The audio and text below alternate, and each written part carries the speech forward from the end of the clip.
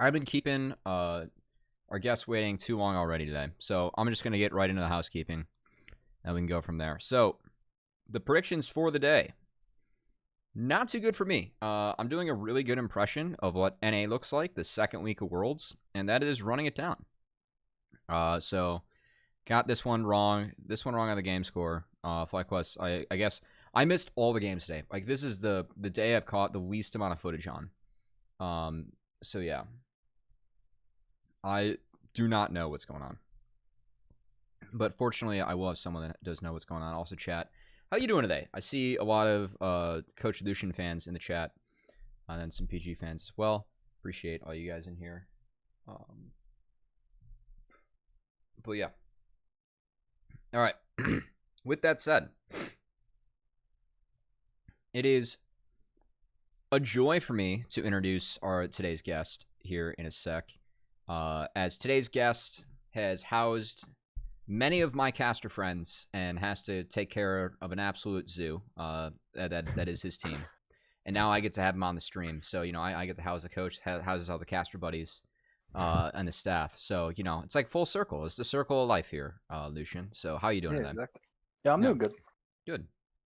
Outstanding. All right. So we have game one, which is, I think that I should probably share this with you so you can see it. That might help, but maybe 100A versus EGA. So before we hopped in here, you said that you thought that this was going to be a 2-1 for EGA. Yep. Okay. So why do you think it was going to be a 2-1 for EGA? So I think in general, EGA has had a lot of staff working them as of late, and they have one of the better top sides in terms of mechanics in the league, which means they can match up pretty well on the other side. And also, both of the 100 Thieves teams have looked a lot worse since they did the mid lane swap. So it kind of feels like it destroyed their synergy and also destroyed like their personalities or the individuality of their teams. So I thought this is going to be definitely in favor of EG, as I feel like they're hitting their stride right now. Yeah. Yeah, I think that EG, look, they surprised me twice. So I had 100 Thieves 2-1 coming into this, and I actually banked it on the fact that they had side selection in games 1 and 3. They would have had side selection for 2 games, right? Mm-hmm. So, I thought that both teams today play a really similar style, which is very early game centric. Which is why coming into this draft, I'm kind of surprised about some of the choices that 100 Thieves are making here, as I did freeze it on the last pick. Yeah. No good caster faces today, unfortunately, but yeah. Yeah, I think one issue is how the players individually match up. Mm-hmm. Obviously, how can their bot lane bully the other bot lane? In theory, Shiryu Mystiques was going to be one of the best bot lanes in the league, or is what people would have assumed, considering Shiryu was really good and Mystique was coming over from EU. And then, so that can be a hard point for them to actually bully with Luger and Poom. And then on the top side, is Kempi really going to gap contracts when he was looking good last season in LCS and in Academy? Is Tenacity really going to gap Tony top? It's a little 50-50. So I think that was an issue coming in. Yeah, I was concerned about the jungle matchup, but I actually think that Poom's looked better than Mystique so far this year at support. And Luger's been really impressive. Yeah. Not that, Shoryu's been really good, but Luger's impressive, and they definitely play through JoJo and Tony. And I'm happy to see this right off the bat because I think we haven't seen JoJo play Renekton yet. No, this is definitely a new one. So this is a new one. I think this is such an annoying draft to deal with if you're 100 Thieves. When you're going in and you see a Renekton, everyone who's been playing Renekton so much is just you just pick him and he's being played top lane, especially when they pick Renekton in Italy. So you really get stuck into the debate with that Volibear pick, and right when they show the Nocturne, it becomes really doomed because, Tony is known for being a Jax player, and this is such an ideal matchup for him. So having this pocket pick flex that no one else knows is a flex is really, but really they should know because he also played it game 3 of round 1. Yes, but it's really hard to expect it. I think that's also Yeah. what they were doing with the Ori pick. They were assuming like we can just pick a good matchup for it in both sides. But if they are prepared to try and bully on it with the Nidalee, then it can be a lot harder, especially for like an Orianna. Right? Yeah, for me as well. I think that the rel priority in this match, like B1, I don't really get it into Mystiques, because Mystiques and like it. yeah, like Mystiques and oh god, Mist have been playing a lot more Alistar than Rel in that org. And I think that they're better on the champion, and so I don't really get the first pick Rel when it feels like EG is perfectly happy handshaking that. And I think that, I don't know like about after the changes, but I thought on this patch that Alistar actually wins the handshake. Like, I don't think it's like a bad handshake. I like the Alistar side of it. It's easier to execute. If you look in like LEC, they'll do trades a lot more, where it's like if you take Rel, we take Alistar, or if you ban Alistar and you take Rel, we take Gragas, or if you take Alistar, we take Gragas. Like.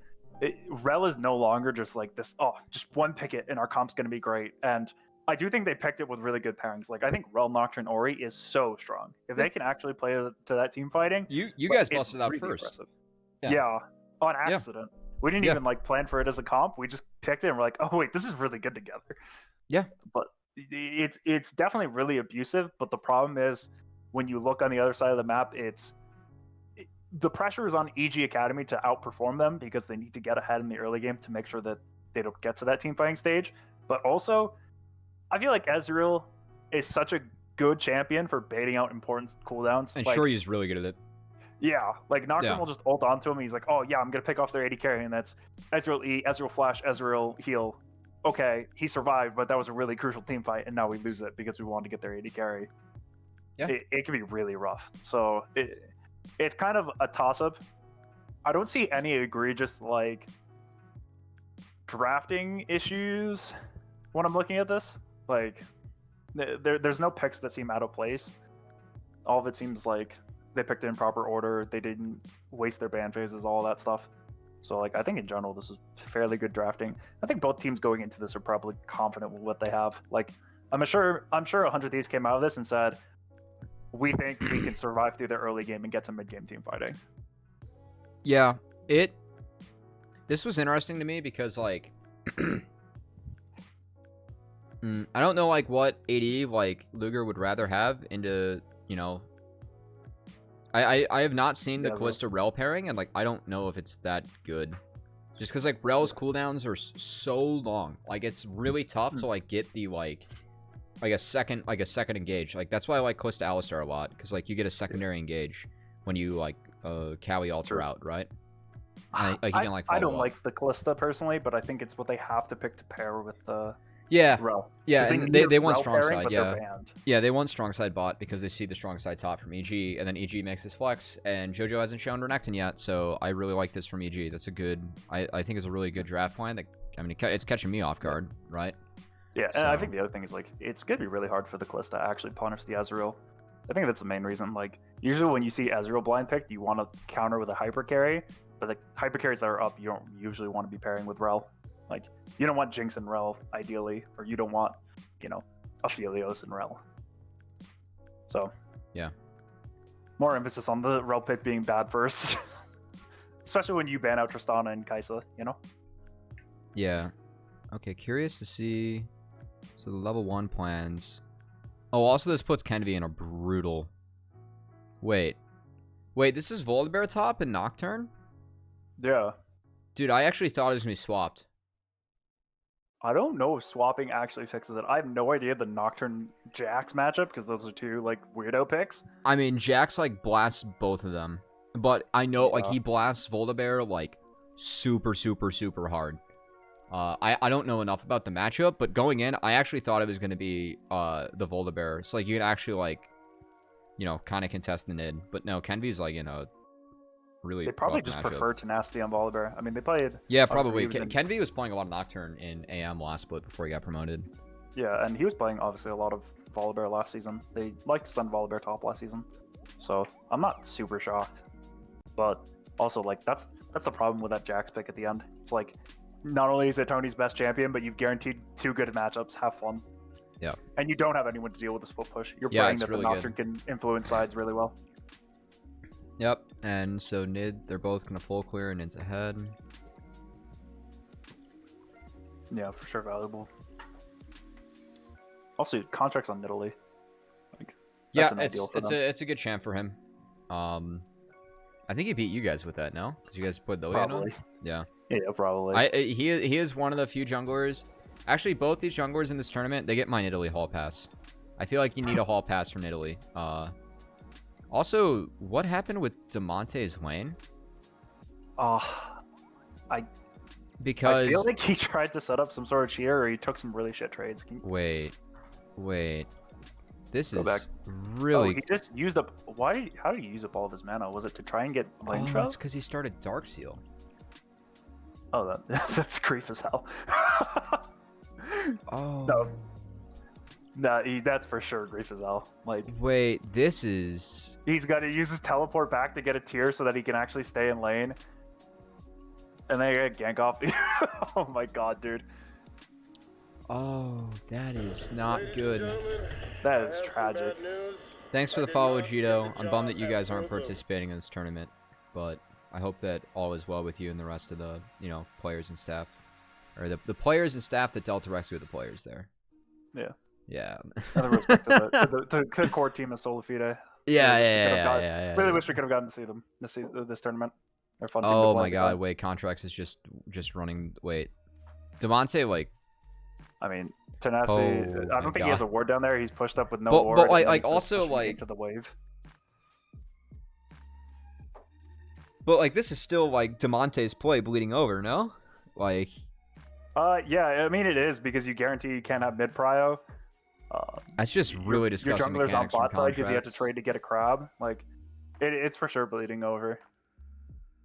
And Contract's timing is still all right with his back because his jungle camps are just coming up on bot side. He'll be a little slower on the clear, but because Kenvi extended it, he's coming out at the same time. Yeah, this is such a good early game for them. That's insane. Yeah, that's. Oh man, I'm really bummed seeing a LCS mid laner like screw up first 3 waves.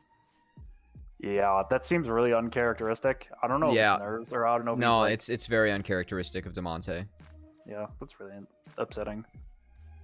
I can't even say it's like, oh man, they played that so well. Like that just seems like 2 free kills. That they just kind of handed up. Yep. I mean, Contracts mechanically played it really well, but like the map setup like state was pretty grief. Lane is so rough now. Yeah, now has a pickaxe. He can out wave clear. You can out trade you. He has to spend his whole mana pool just to keep the wave. Yep, in he's his basing right now storm. and it's crashing. And Italy's Contracts is like already using that to contest camps. Also, I think he's going Everfrost Nid based on that item, which into melees, I know that.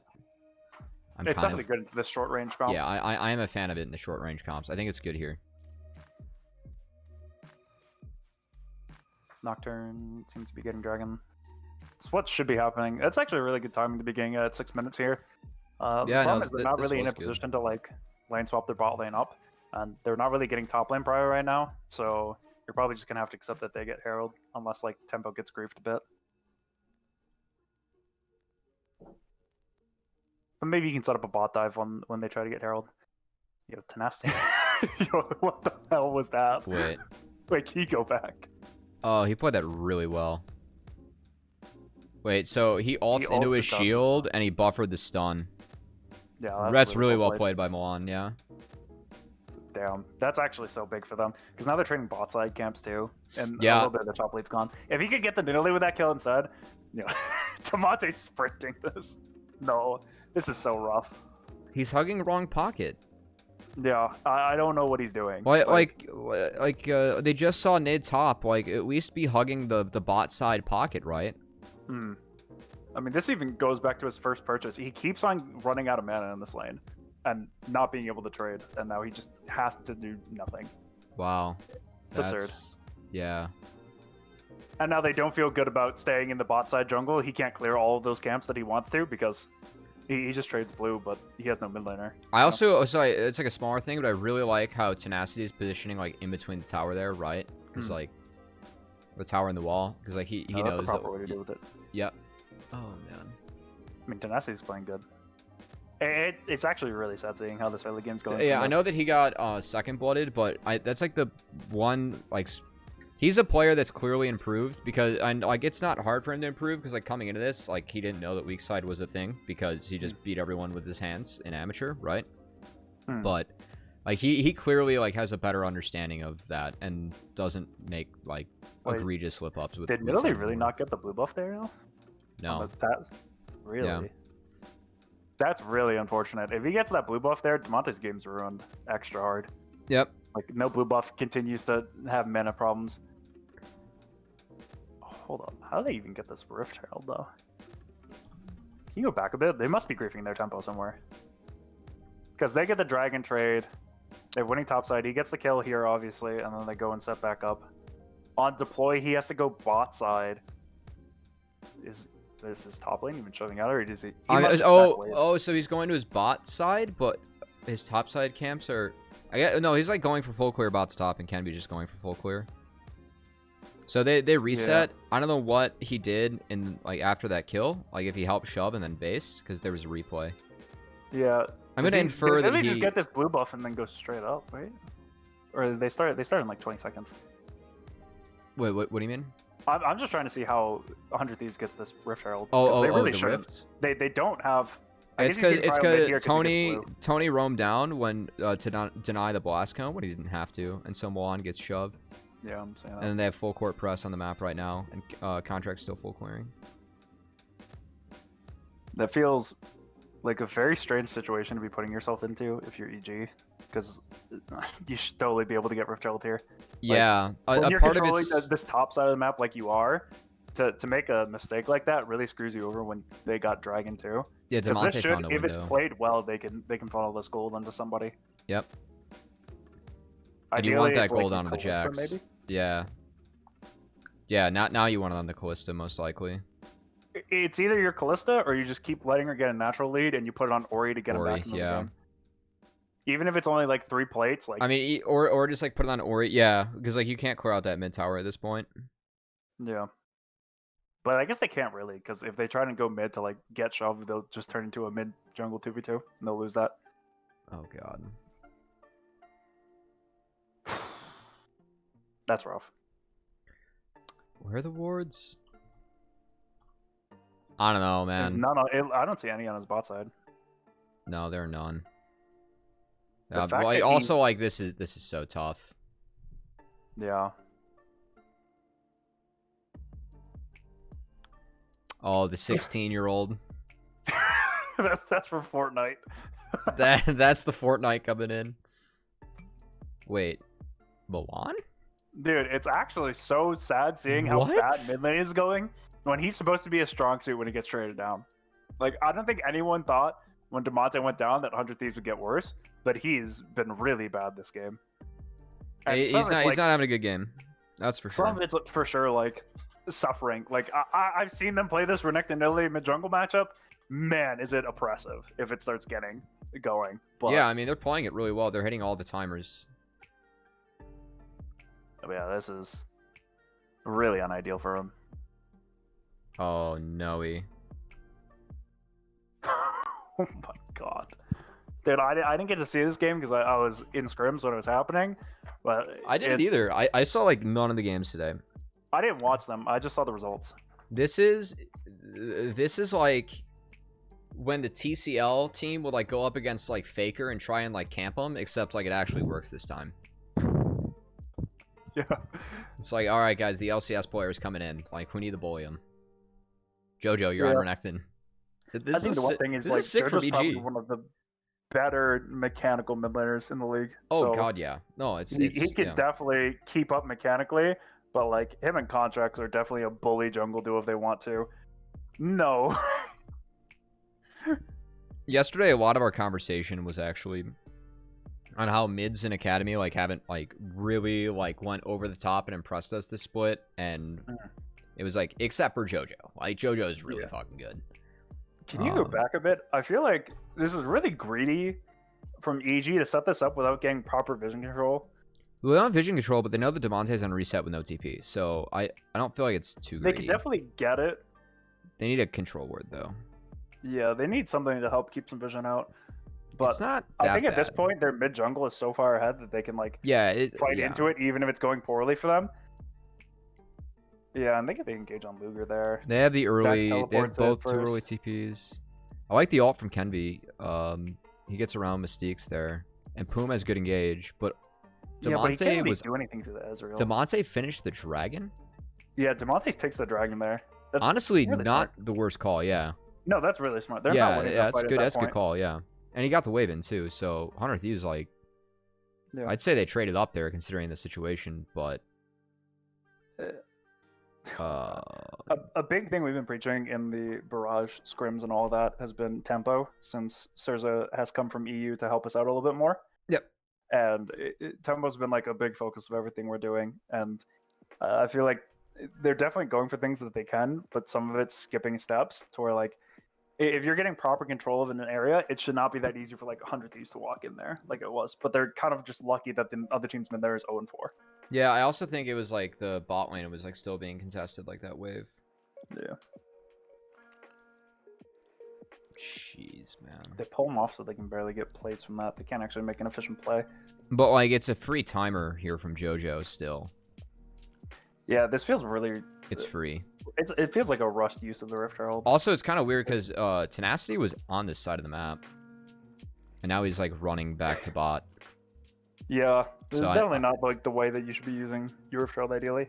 Yeah. I mean, I think if anything, I don't know what the timer was looking like on it, but like something that you could do is like if you send your bot lane top and Contracts and JoJo leave to go for like a roam to dive your bot lane or something, boy. you can just have your bot lane really hard back off and you use a Rift Herald med and then try and make up for that. But I'll get punished for What? 100 Thieves. uh, Oh. Oh. this game is just so rough for them at this point. I don't like. They find a 2v4 here, right? But I think that Mystique's. But it's on Alistar who's ulted, so you use so many major cooldowns to try and kill him. Why are we like- solo shockwaving the Alistar too? Yeah, that's the thing. He's like, oh, I gotta get this. Oh, Alistar dead. Contracts jumped it. Okay. Yeah. Contracts jumped it. So good play by Contracts. Wait, Contracts that played that is fight pretty so hard. well. What the fuck? Yeah. Are you kidding me? Guy's kind of a monster. I mean, Holy he was shit. good. He was holding his own in LCS last season, No, he was good. and then goes Oh. down. So Oh my god. for sure, forget that. Yeah, I agree with you. Cleanse Just is go probably where you need to cleanse. go. Poom's dead, but pulling the wave there was the right play. Yeah. But now, like, this game is so oppressive. Like, No, game's over. EG took like a coin flip in their draft to an extent on really aggressive top side, really passive bot side, and it paid off. Like, it paid off in every way they could possibly imagine Yeah. due to some really, really absurd mistakes. There's still ways to get back into this though. Like, it's still amateur academy. Like, people could still make mistakes. Yeah. But like, one thing going for 100 Thieves, you have 2 dragons, which is really valuable. I think the one thing that concerns me, and this is what I mentioned This is on good like, from Luger. He's killing a wave off too. yeah, this is what I mentioned on like, you picked Kalista and Azrael, how people usually take a hyper carry. It's like you could put your eggs into like a mid to late game basket and start to win team fights if this was like a Jinx pick, right? And then you just survive through the bot lane. You probably have you probably wouldn't have a similar CS lead, but you'd probably still be in a good spot for CS, and you would still be a threat once your team kept going, you know? Yeah. But when I'm looking at their team, I'm like, okay, you have like a 2-5 Orianna and, you know, a Kalista. Are they going to be able to break through this comp? Doesn't look like it. Oh, Demonte died. Or the Demonte got a shockwave. I didn't big see the man shockwave. there. He ults and flashes on himself. Oh, okay, because he TP'd to a weird ward. All right, that's not bad. If he has any items, They're that's so- clean as hell. Yeah, exactly. If he has any items, that's a freak of a play. Look Oh, at he got that. exhausted. He got exhausted. Oh, and he gets exhausted too. Jesus. I mean, I don't think he's completed first item yet, has he? No. Dude, the game's unplayable. No. It's really doomed. I'm really bummed to see 100 Thieves like drop this game though. Like something that's like pretty easy to fix. Like, hey, don't build this item. Build this other item. Dark Seal first into your Renekton matchup. Yeah. Hey, I you would need much C-Pot for mana. it's Because Really, like really I was thinking like these are the two best mechanical teams in the tournament, like in my opinion. I think that both these teams just have like absolute freaks behind the keyboard, pound for pound. Yeah. And I was kind of thinking like it would like be like a pretty like close coin flip because like EG's early game is a little bit better, but 100 Thieves can find like really good angles like the game goes on. Like if they didn't make blunders, like I thought like with slide select, like I just gave them like 2-0. I thought it was a 50-50 going in, but this game's not close, and it's not close because of pretty simple errors. Jojo has red pot by the way here, which is lit. He bought his drugs. Yeah. Oh, that's what you guys call him over there at the barrage camp. We have an out of context quote channel to save whenever we make a mistake. And Fan very early on in the season yelled at everyone to buy drugs, so now we just call them drugs. Yes, sir. Winter drugs are good. Yes, sir. But I feel like you guys are having too much fun. Yeah, what's the point? Like, if you're not having fun so as a funny. team, then you're not a good team. Yeah, that's pretty funny. But like, Tamonte's sweating over here. Dude, like even this shit from contracts, like, Jesus Christ, man. Yeah. So the best advice I can give 100 Thieves is just don't feed contracts and don't give them Renex in Italy. Wait. Not going Darksail does not fix how we died in the end. Sad. Oh, yeah, you're right. I don't disagree with that. Oh my god. Oh my god, contracts. This is so gross. That's so gross. I don't know, APA. You'd be able to tell me. You were the test on me for this. But yeah, it definitely... But also, he was out of mana and TP'd back to a wave that was like fully bouncing back, and so that's why I thought the C-Pot like could have fixed it, or at least like alleviated it. Either C-Pot or D-Ring. If you're just playing the lane normally, like you wouldn't be in that mana issue. You probably wouldn't teleport back there. But also, why? Well, he's TPing back there because it's 3 waves. Yeah. Yeah, but he's also teleporting so far up into the lane when you don't know where their jungler is, and yeah, well, his wave state was fucked, and I thought that was because of the mana. But yeah, maybe yeah. I don't know the matchup. I haven't tested it, but it feels weird to me. And yeah, there's Nunu in Italy. Oh my god.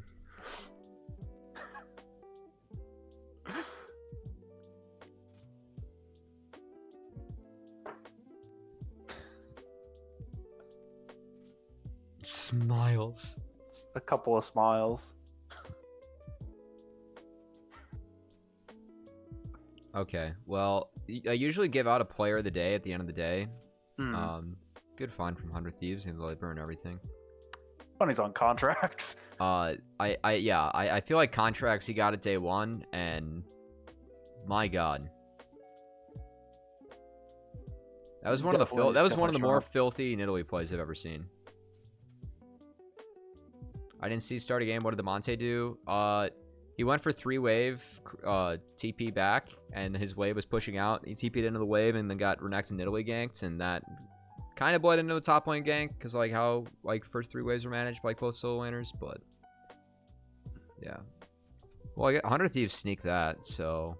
See, like this is where I feel like if they had more of a hyper carry out of 80 carry, they could actually win this. Because if that's a 2-item Jinx, they could actually do something if they can get Dragon Soul. There's no way that you troll mana this much if you play normal lane though. Yeah, I'd have to like go back and like see like everything mid. I guess that he was playing the Renekton matchup and not the minion matchup. But yeah, I don't have full information, so I don't want to harp on it too much. But it was a rough mistake that led to a big lead for EG, and EG did play well. Do get posted in that channel. I could probably look at that after. Crash in waves bouncing back, you probably still die. Yeah, probably, but.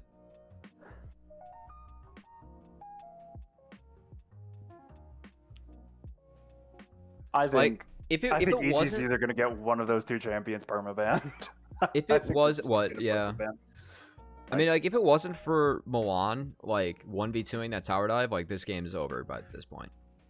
I mean, pretty much. This game's still pretty over. It is still pretty over, but 100 Thieves did just win that fight with their hands. Yeah. The thing is, like, I just don't feel good about. Oh my Yeah, god, EG's what are having they fun with it. doing, man? Yeah. Yeah, for sure. They're doing a little bit of a victory lap.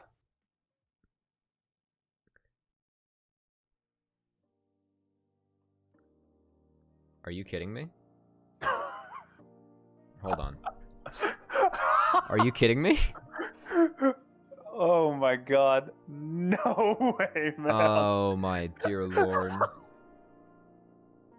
Nah, that Nidalee is getting banned. No way, dude. Who is this guy? That's Who getting banned is for this sure. young up-and-coming player in Proving Grounds? This young prospect who needs Nidalee permanent ban from him. Never want to see that. Jesus Good God, man. Christ, dude.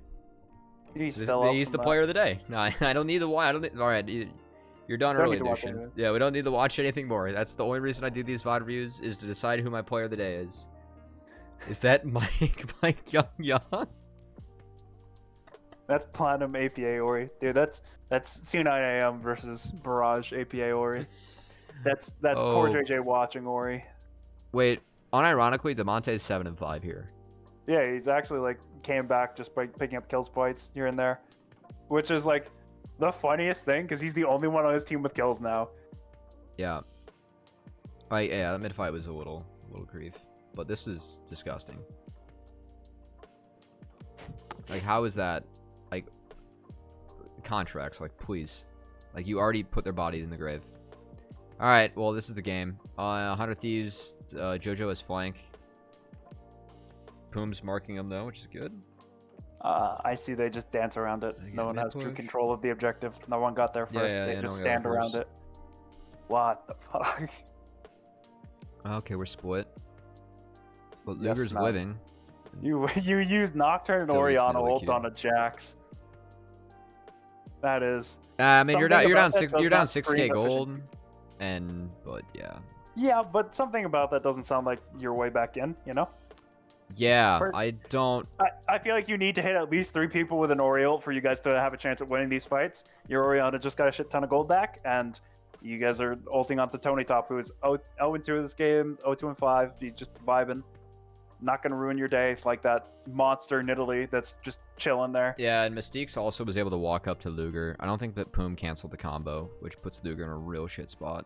And then it's like if they were still over by there, when it's a things were 4v2. like Yeah, that, yeah. you could actually get into something. Okay. But no, it's Well super doomed at that point. Yeah, well played by EG to have Mystique's walk up and knock up Luger. For sure. I mean, he found the angle. He found the angle he needed to. He hit Turbo Chem Tank. Ah, yes. He hit the button. My favorite meta. I love this meta. So they don't have TPs. They should be tracking that. The game is still going, though. I mean...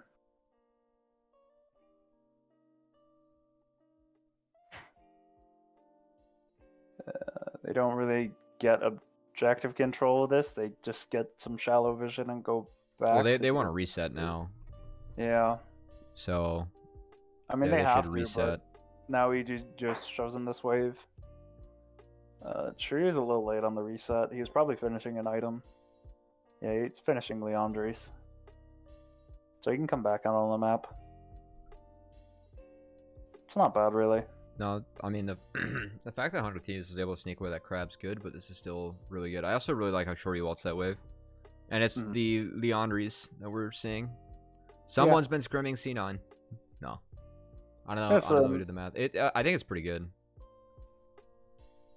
There's some good wave cut. They can actually get division now.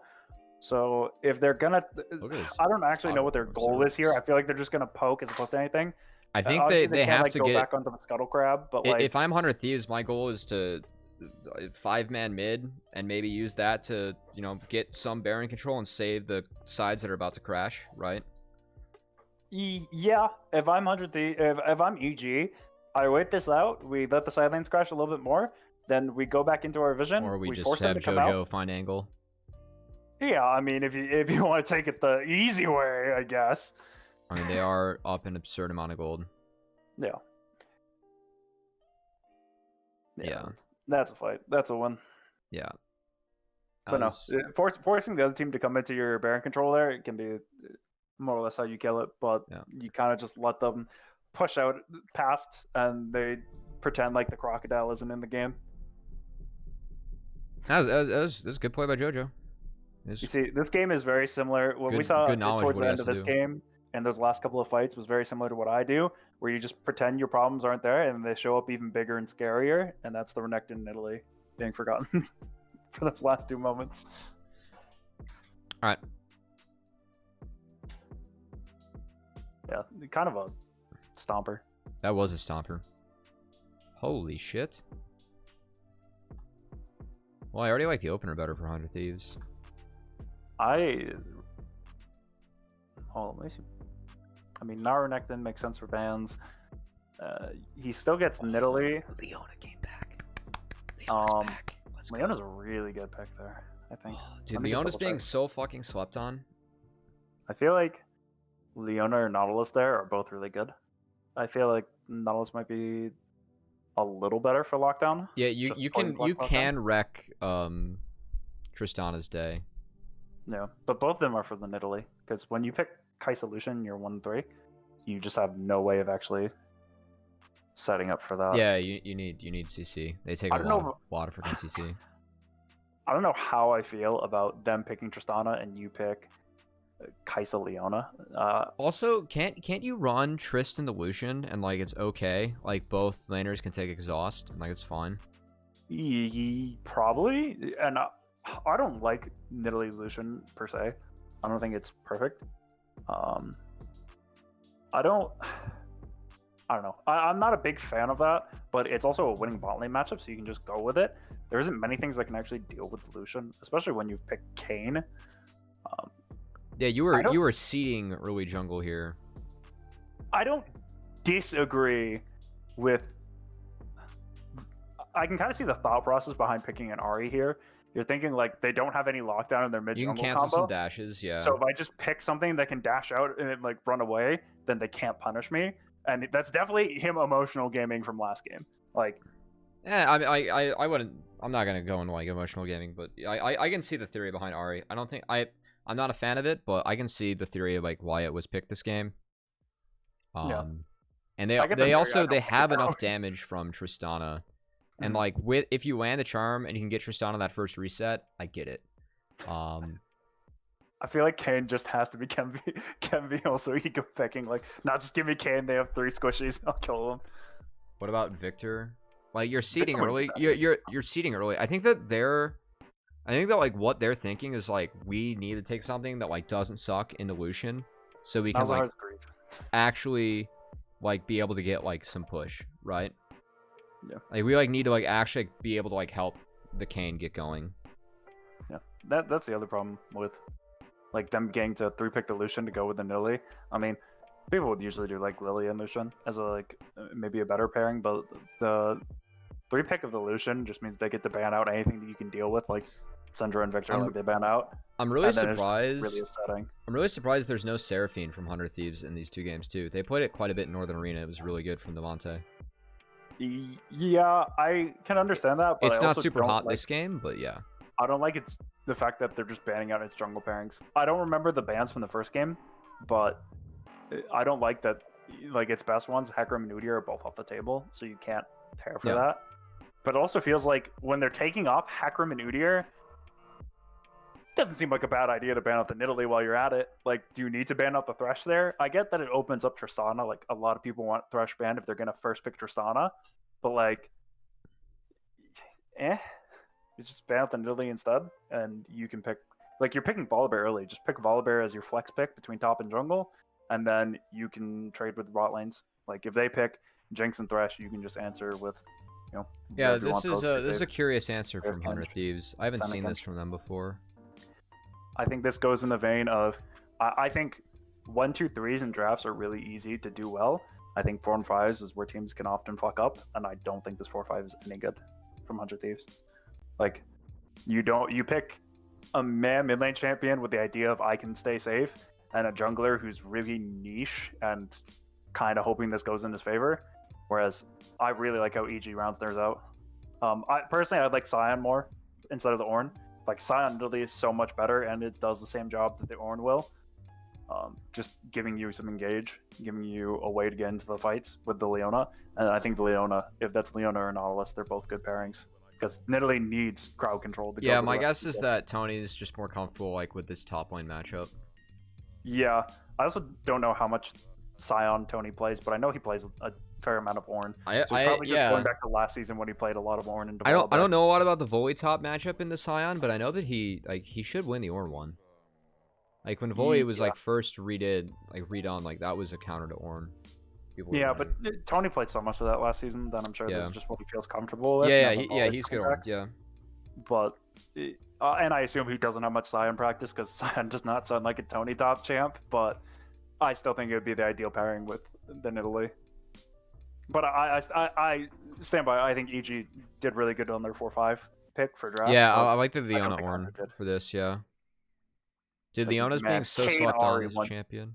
Kayn Ahri mid jungle. Yeah, that's what I want to hear.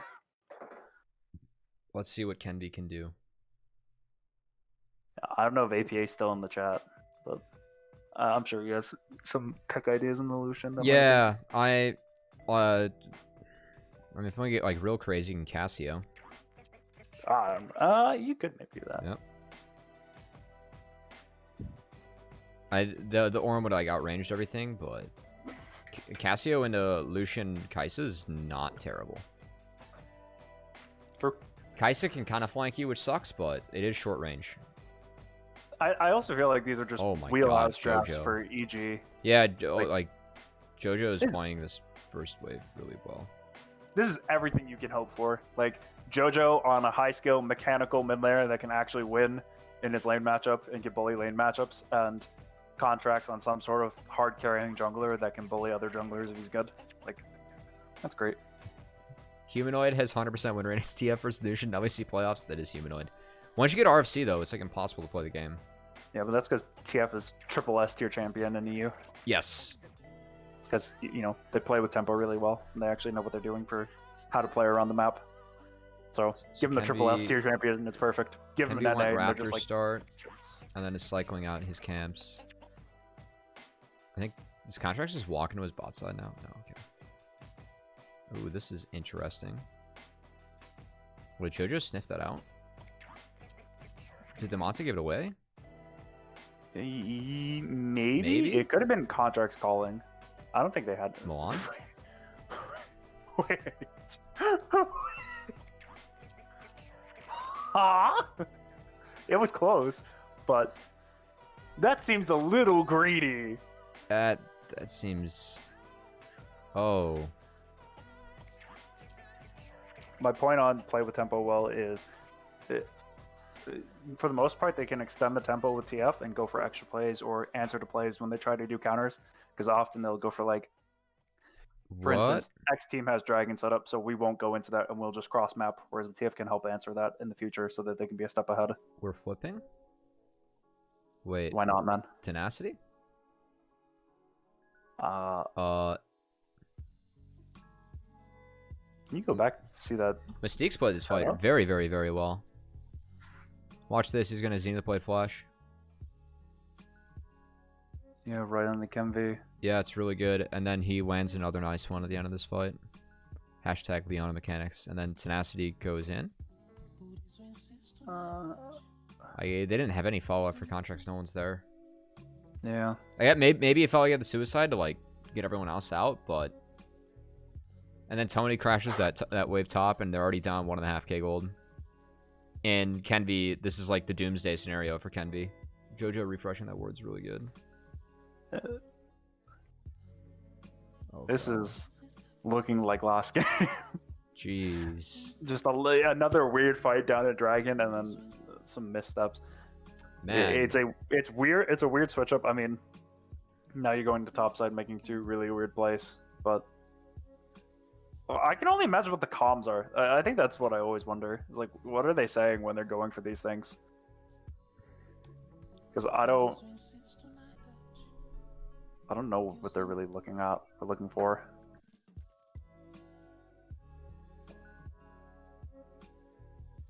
It seems super confusing.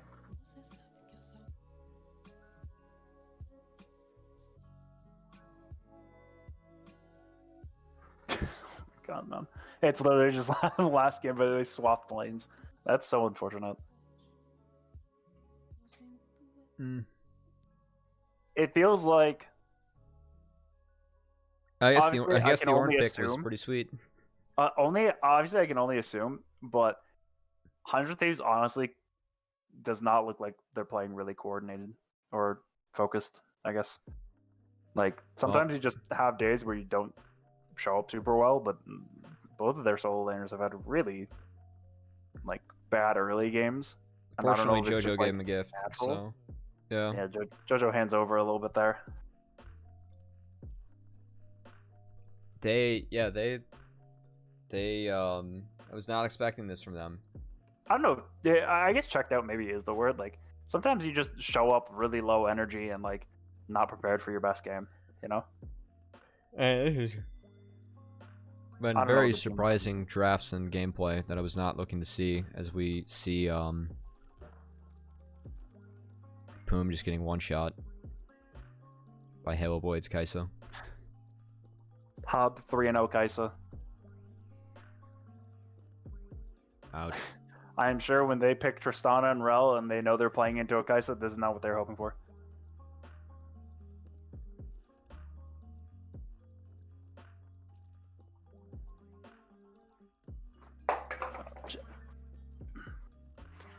Yeah, I mean, Hundred Thieves has had a weird early game, but I don't know if this is weird. If you think this is It's like the games that I've seen, like Demonte, like, you know, like play his shit, like Rise set. Like I've seen some like really, really good proactive plays, but I don't know now that, or like I've seen some like really good like setups from like Poom Kenby with like playing like around like the first crabs, and they didn't have prio in this series, and they didn't do that.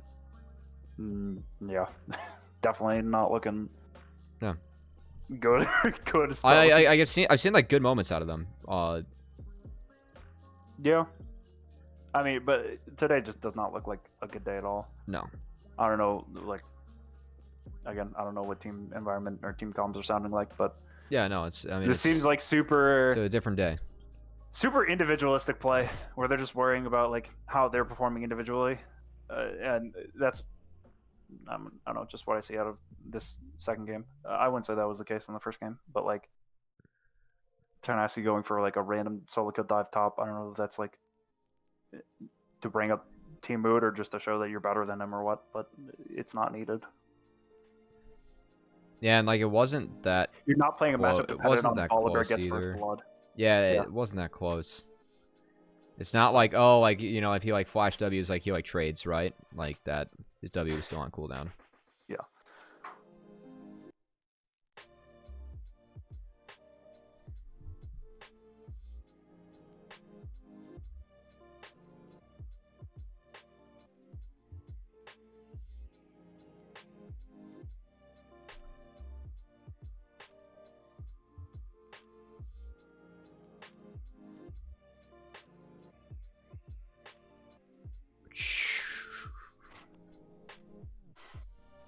They did pick Kanan in Italy, yeah.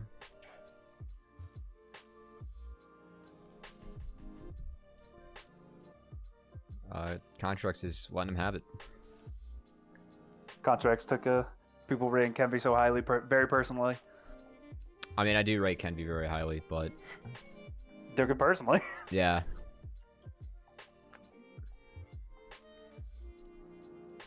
Yeah, I don't really like the Kane here, but Maybe just cool combos with Rel. I don't know.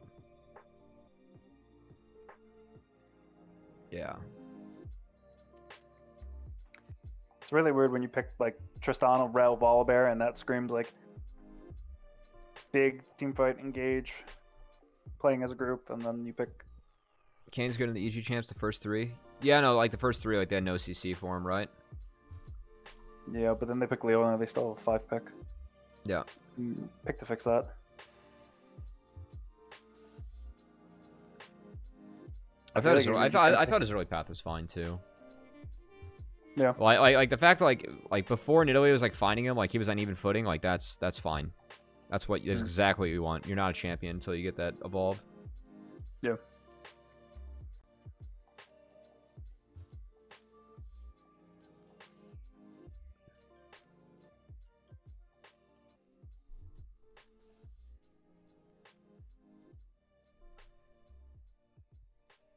So EG just overload with Rift Herald. They go a little bit deep here, but Yeah, they do get a TP out of Tenacity. And a flash. They're going to have a little bit of a window with Tony having TP. Dragon's up in a minute and 20. I love Empire. You should have TP advantage in that moment. Yeah, if the enemy jungler is Kayn, then JoJo's going to win that Lucian matchup pretty hard. Yeah, I don't know. It's like two very different looks from 100 Thieves, and they like the early game plan was not there. And I feel like it's a really tough Nocturne game. Still open? If you just want to go like Ori and Nocturne again, Nocturne would be fine, yeah. If you just go Ori, if you literally just run back your mid jungle duo from last game and go Ori and Nocturne, you just have a team fight composition that pairs better. Oh like, my goodness. Yep, gats him down.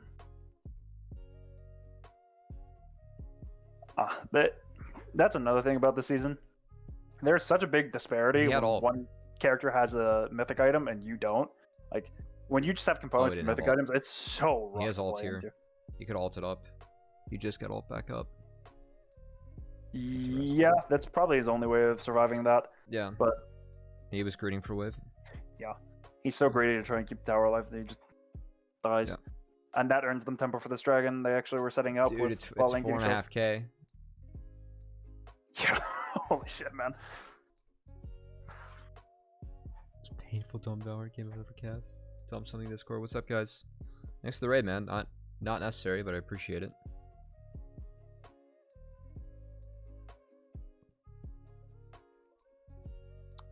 Chuck him out of his jungle, take his red buff. He's gonna take his Krugs too. Yeah, I guess at this point they don't really care. Dude, this game take dragons if they want. This game's just toast. Like, Jesus. I did not know it was this. I knew game 1 was a little stompy, but I did not know game 2 was also. I mean, it's stompy. a 6k gold lead at 16 minutes. Like, holy shit. Yeah, I heard 2-0. I saw game 1 was a stomp. Did not see any of game 2. And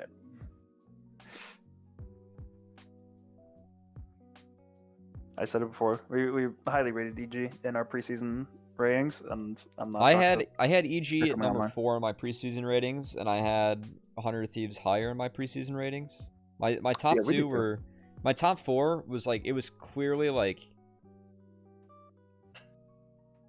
it was like TL, C9, 100 Thieves, TL, EG. I think those were my top. I think that was my top 4. Yeah, we both had 100 Thieves second, Surza and I did. Yeah. And then yeah, Winter had EG second, and he had 100 Thieves on 4.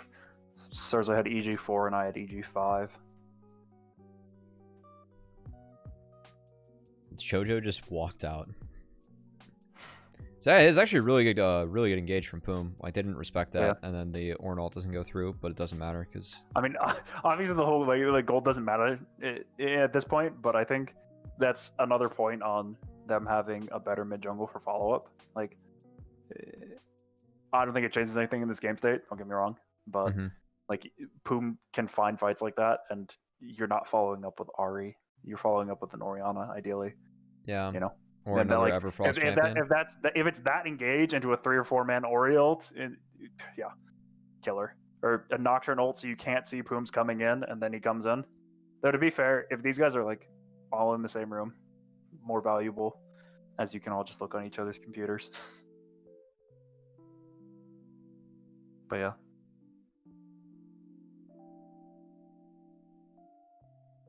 I mean, what do you even say? What do you even do at this point if you're 100 Thieves? Like, I don't know, this is a script, is a remaking.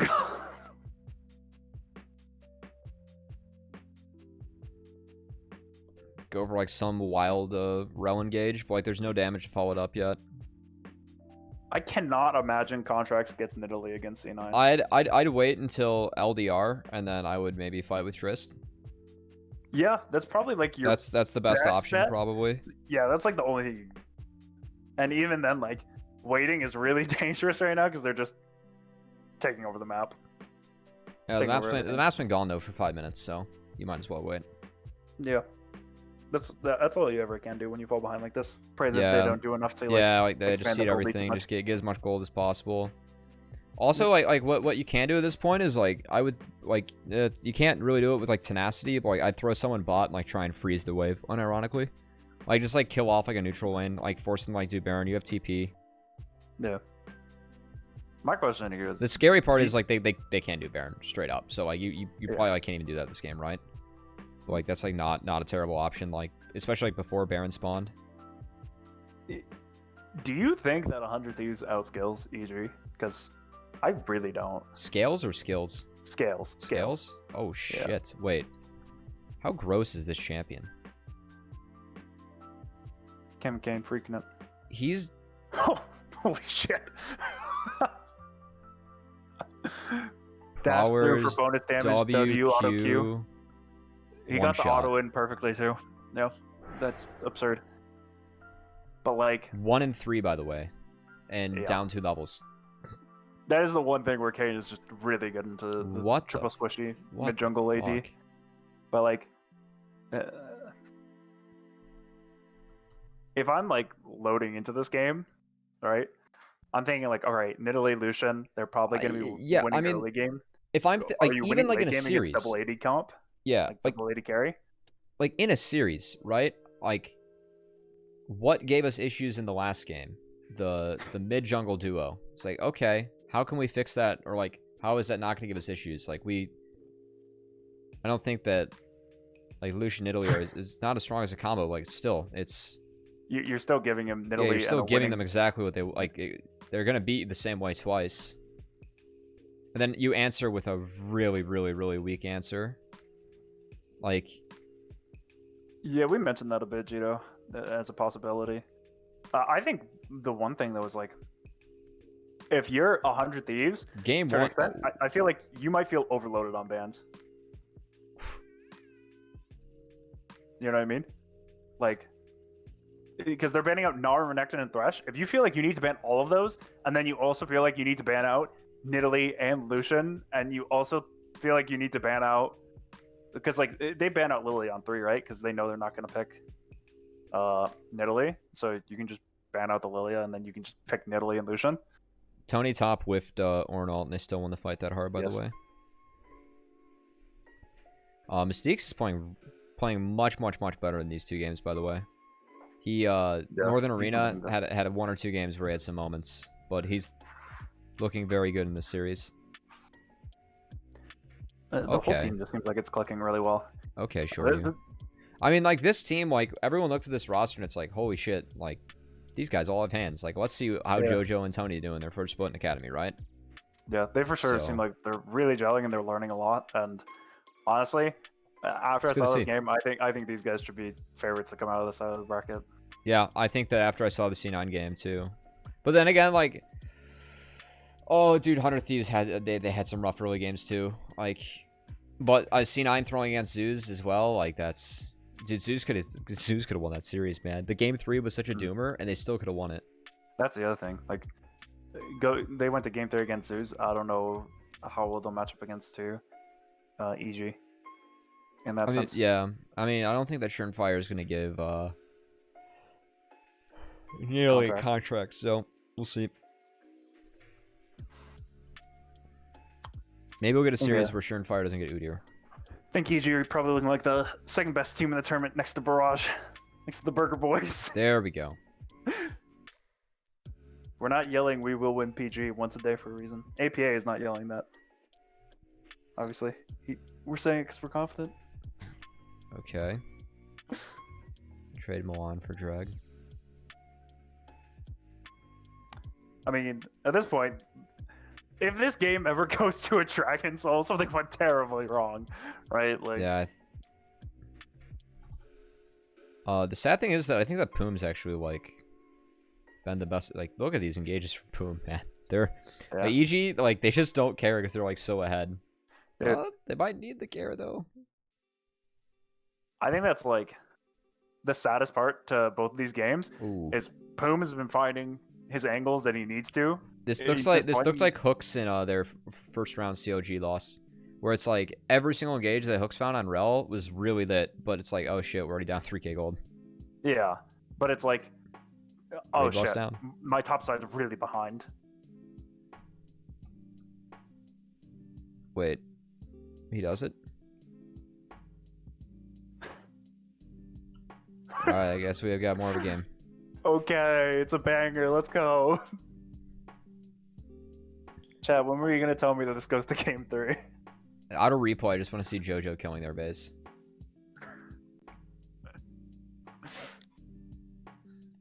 Chat, you said it was a 2-0. How could you lie? Low key though, Morgan told us this week that GGA would 2-0 TLA, and we were like, nah, and he got it. It was pretty insane. Yeah, I mean, I think to an extent, TL got. I don't want to figure it out. Yeah, they got the hardest bracket draw. To be fair, too, you guys are in that bracket, that quadrant. I think that quadrant of the bracket was hands down the hardest draw, with this being the second hardest draw. Yeah, I mean, we got the banger amateur rematch now, though. Yeah, it's true. I'm actually on that cast Friday. I'm excited. I heard. Yeah. That's gonna be good. Then we were like, oh, if we win, we get casted by Cubby. We must win. Of course, that was the conversation going on. It's absolutely the conversation. 100% the conversation. No cap. Like, look at these gauges for Poom, dude. They're so good. They're just not respecting Poom. And it just doesn't matter. Wait, it might matter, though. Wait, are you kidding me? This game's a fucking banger. Wait a minute. What the shit? Poom single-handedly Good buffer from back. Luger. Yeah, it's a 4v5, and it's a 3-man. Dude, again, if that's like an Oriana, they pop right there. Oh my lord. I mean, to be fair, Kenvy's making them all pop. Yeah. Kenvy's doing it again, but I mean... Yeah. Even on the extent, if you're running the Kane like an Ori, whew, that explodes. Wow. Wow, it's actually a 2k goal. What the Holy fuck? Shit. As the EG coaching staff is in here, I'm sure. Did they get the paddle? I'm sure that they're having the same reaction that we are while this is going on. Like, what the fuck? I think it might have been slightly different. They might have been yelling a lot more. But definitely a lot more, what are you doing? Why? But no flanks. Respect the flank. Interesting. I guess Rel's just too good, guys. Wow, if EG had actually gotten that last dragon, they would have gotten Dragon Soul. Holy shit. Might have to eat my hat and say. Oh wait, they one-shot Kenby. Okay. That's gotta be game. Well, no? their follow-up threat to that is now gone. Your engage is now gone, but it's fine It's gotta be just game. keep running Just, at them. Yeah. They're literally just running at their base. Yeah, they have double marksman. Them for a win. Wait, Luger one-shot him. They Oh my god. It's a touchdown, ladies and gentlemen. That is a banger. What a way to make it interesting. That game was like they have recontracts. That was like 27 minutes of a snooze fest of just like, wow, EG's just rolling this into. Wait a minute. Okay, next series. So I took FlyQuest 2-1 in this. I have FlyQuest 2-0. Okay, so I think that FlyQuest are the better team coming in, and I think that both teams play a very similar style. But the reason that I gave CLG one game is I like a lot of the things that like I thought that Keo and Hooks could like run a game pretty much. Like I think like they're pretty decent like finding some timers. And we saw that with the game they took off 100 Thieves in the first round. And so I thought that they would 2-1. Now that I know what happened in that first series today, I would have changed my prediction to a 2-0. Interesting that the first series would influence this one. I think. Well, they were on the same side of the bracket in the first round, and FlyQuest got smoked out by EG, but didn't look as bad as 100 Thieves. True, but I also think that can be a little bit of an issue because like you have no idea like form on the day how people are looking. are like, for all we know, that's like the best EG's ever felt going into a game, and 100 Thieves was that like the worst they've ever felt as a team going into the game. So yeah, that was the sometimes, like, it worst. can be an issue. That was the worst version I've seen of 100 Thieves. So like I think that's one issue with like saying, oh well, X team beat Y team, because you never know like how it actually pairs up. No, yeah, that's true. But I would have had some or second how they match thoughts. up individually. I think Yeah. when I was going into this, I was trying to think of how CLG usually win games, and like who's their best players. Obviously, since they've changed into Kill, they have a very different setup or style. Or Yeah, but they look better. Yeah, I think they have a lot more like weird, awkward picks you kind of have to deal with, awkward flexes. FlyQuest just bans them out, right? Like these guys like Seraphine, get rid of it. These guys like Nocturne a lot, get rid of it. Silas, I don't know if it's something you need to ban there, especially when the other team's the one who picked the OP ultimates, but like, sure, you can get it off the table, right? But I mean, FlyQuest picked Gragas flex, so personally, I'm a huge fan, as everyone's forgotten about that flex instead of. I don't even think that's a flex. I don't even think it's a flex. I mean, it still is at that point in the draft, but yeah. It's technically a flex, but when no, you pick Jinx on one there, yeah, because you have Rel. They pick Rel. That's just you just match supports. Personally speaking, I think it's if you're confident. If I'm CLG, right, going into this draft, yeah, I'm personally a big fan of the 3-pick solo lane if one of your counters from the first rotation can drop. So for instance, like Fly technically match jungle and support for jungle and support. The oddballs are the AD and the mid, right? So if you're CLG, you can pick your mid laner and double ban out mid counters, right? And yeah, I'm really surprised they didn't ban out Victor, because I know that like dealing with Hecarim is a little bit tough for Victor, but he feels pretty good in the Rise matchup. Like you have range. Yeah. I think their concern was probably they didn't feel like they had a good answer into Gnar, and they didn't want to like 4-pick the top laner there. But also, I don't. Personally speaking, I think FlyQuest should have banned out Kai'Sa and Tristana. And if I'm CLG, I feel a lot worse coming out of this draft with Varus Rel over the Kai'Sa. I mean, maybe Fantix just watched so much LPL, man. Possibly. They might have been watching a lot of LPL. Yeah. But I am not a huge fan of it, especially considering I think a lot of AD carries look really good on Kai'Sa. Like a lot of the AD carries there in Academy like Kai'Sa. Yeah. And there are multiple this, like, mobile demon. There are multiple AD carries that look significantly better on Kai'Sa than any other champion. Yeah, in Academy, multiple. And I just feel like Kai'Sa Rel is like the combo. Obviously, I think Tristana is a good ban too. So like, if you just take those off the table, I don't think Varus is bad, but you're pretty beefy with Gragas, Udyr, and Renekton. If they go, does RJS? Hang on. Does RJS not play Trist? Like, why don't you Trist here on 3? Like this is an illegal setup. Yeah, that's probably better. I mean, I think you have it's an Flex and you have the 3. Dream bot lane, yeah. Yeah, I think. Does RJS not play it though? He might not play it. I mean, I know these guys really like Rise. Like they really like it. So I'm not super shocked that they picked the Rise. But I agree with you. It's probably better they just picked Tristana. The thing is, it's always weird what like teams believe in which, because you don't know how their scrims are going, right? So they might have had scrims where it's like, damn, RJ's just sprinting on this Tristana. We just can't pick it here. Yeah. Could be. I don't know. All right. That said, I feel like FlyQuest have an Udyr with early prio in both sides, and I like that for them, as this is it's cute. It's cute level 1. I get a flash. I think CLG is getting known for those. Yeah, no, I like it. Like, yeah. Going for a cheeky one here or there. I like it.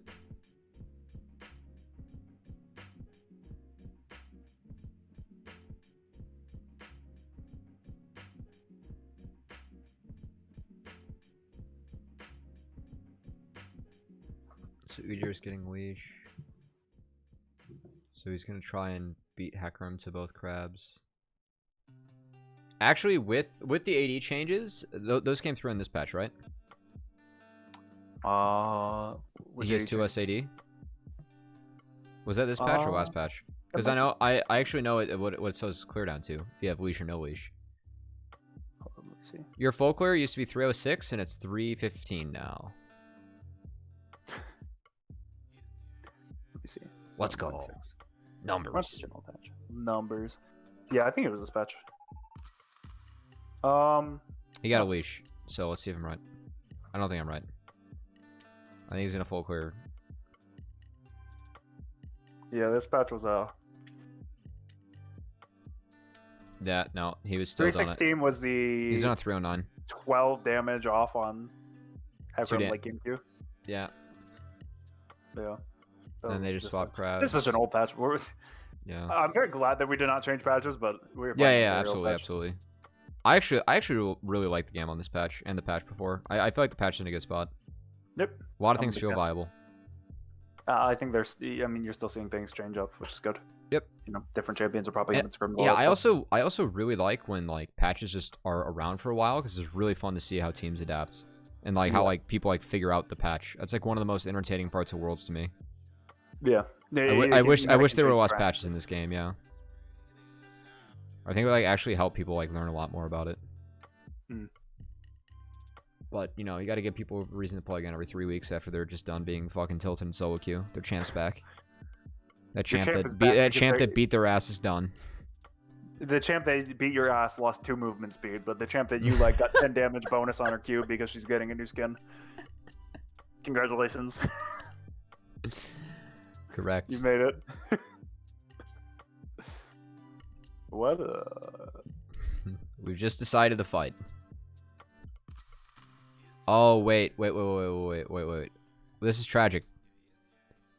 Keel knocks triple out of the Hooks' W. Oh my, that is so sad. Wait, this is tragic. Oh, Frosty, buddy. That's... Oh, dude, I think triple dies if that went... No, maybe not, but... And then Kumo's here because he's on early reset and he walked mid because, you know, we have the handshake that we're going to brawl mid. Okay. Did I just watch a 3v4 mid lane at like 6 minutes? Yep. This and then, is okay, so game, Udyr gets Dragon. And then Keel is going to gank bot instead of taking Krugs. I'm trying to contest this. Wait.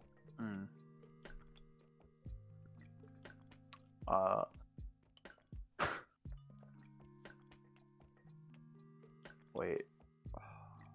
Can you go back? Do I have to? Just a little bit. I just want to see when he actually starts out. Because, like... Okay, they're the ones starting it. They have bot pressure. I mean... He can come in and harass them a bit, but you have no backup. Like, this feels really illegal for Frosty to try. Yeah. Like, feels really illegal and it feels really hopeful. Dreams taking that kill was nice for him, but if that kill goes to Drinks, guarantee they're tilted if that happened. But like, dude, this feels like a he knocks him out of the knockup and then he does that. It's a win triangle again. It's not a good start for Keel this game. Poor Frosty. Oh, not good. I really don't know what the... This is such a weird game. This is literally throwing me off. This 4v3 in the mid lane is just throwing me all over the place. But I mean, that was proper how they were taking the dragon. Mid lane was on reset. Mid lane was teleporting the lane. So no, yeah, it was right timer. You're right. It's illegal for Keel to go there. And now NXI just gets to go zoom. Look at this. He's got all of his camps up. Yep. And Keel's gonna walk in here and be Sag. Yep. Oh no, my mid's on reset. I can't walk in. No, cannon's bouncing.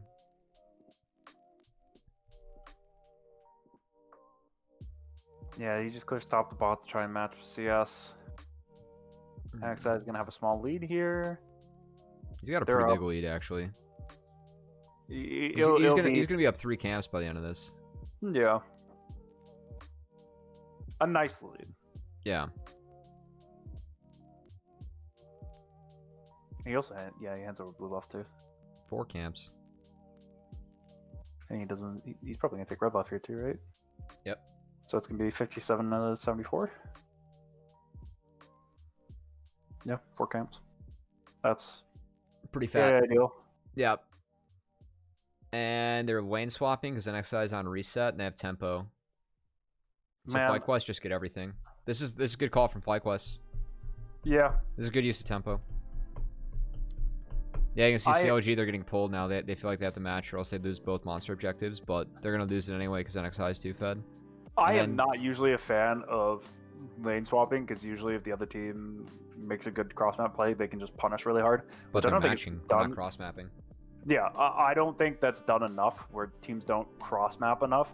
A lot of any teams are like, oh, the other team's got control. Well, fuck it. We'll just fight a minute, as opposed to... Yeah, I don't like that from CLG. Because, like, the Tian, lost creeps to that bot tower, too. Yeah, in the end, they're just down getting creeps, murdered. they're down a Rift Herald. Yeah, they just got why murdered. That?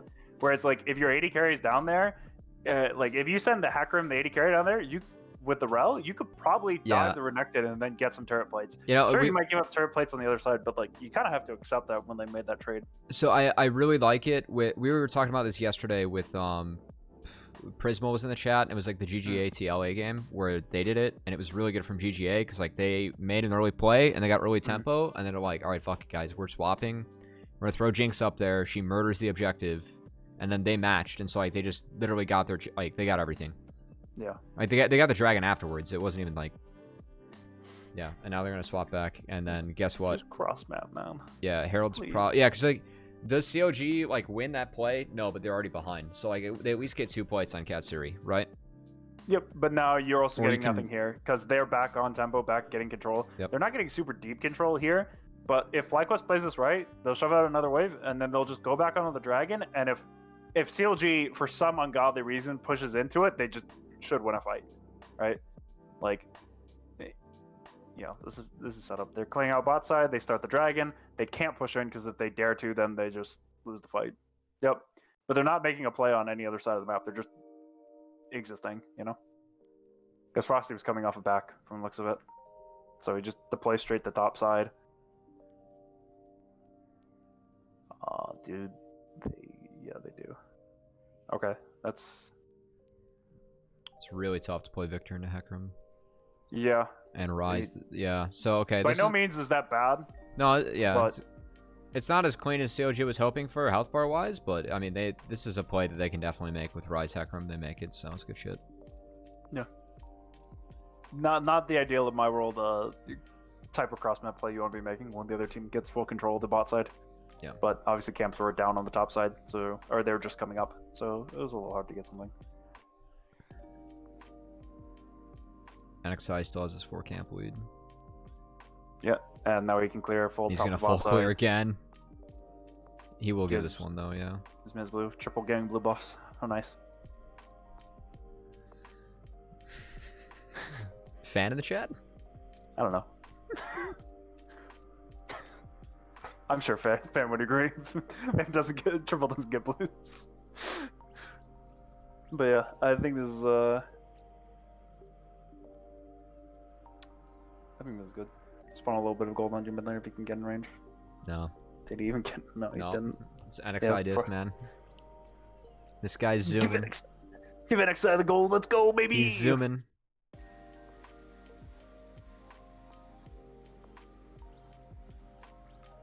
This feels like this is a much slower game. There was a lot more actually playing to tempo and like making coordinated plays. But this is like the game that FlyQuest wants, because like every single strategy I've seen FlyQuest have, it's them seeding early game. Yeah, like, this is actually like playing your early game. Yeah, like the way that you beat FlyQuest is you beat them early, because like they seed every early game, and then like their later objective control is better than the majority of the other academy teams. It's pretty good. So yeah. I'm kind of curious to see if they're able to execute upon that in this game, because EGA never let them do that. I think I'm just happy that there's actual macro to talk about this game, because EG basically decided that no macro would exist. They would just bully them instead. I think 100 Thieves decided that no macro was going to exist after the way they played those first 3 waves. Oh, it was a nice escape from Kumo. Yeah, that was... I mean, he's still dead, but they get second rift off this. Is he dead? Oh my god. Keel whiffed the ult. He pushed him forward instead of back. Kumo's clean with it. God damn. Alright, so Kumo just journeyman.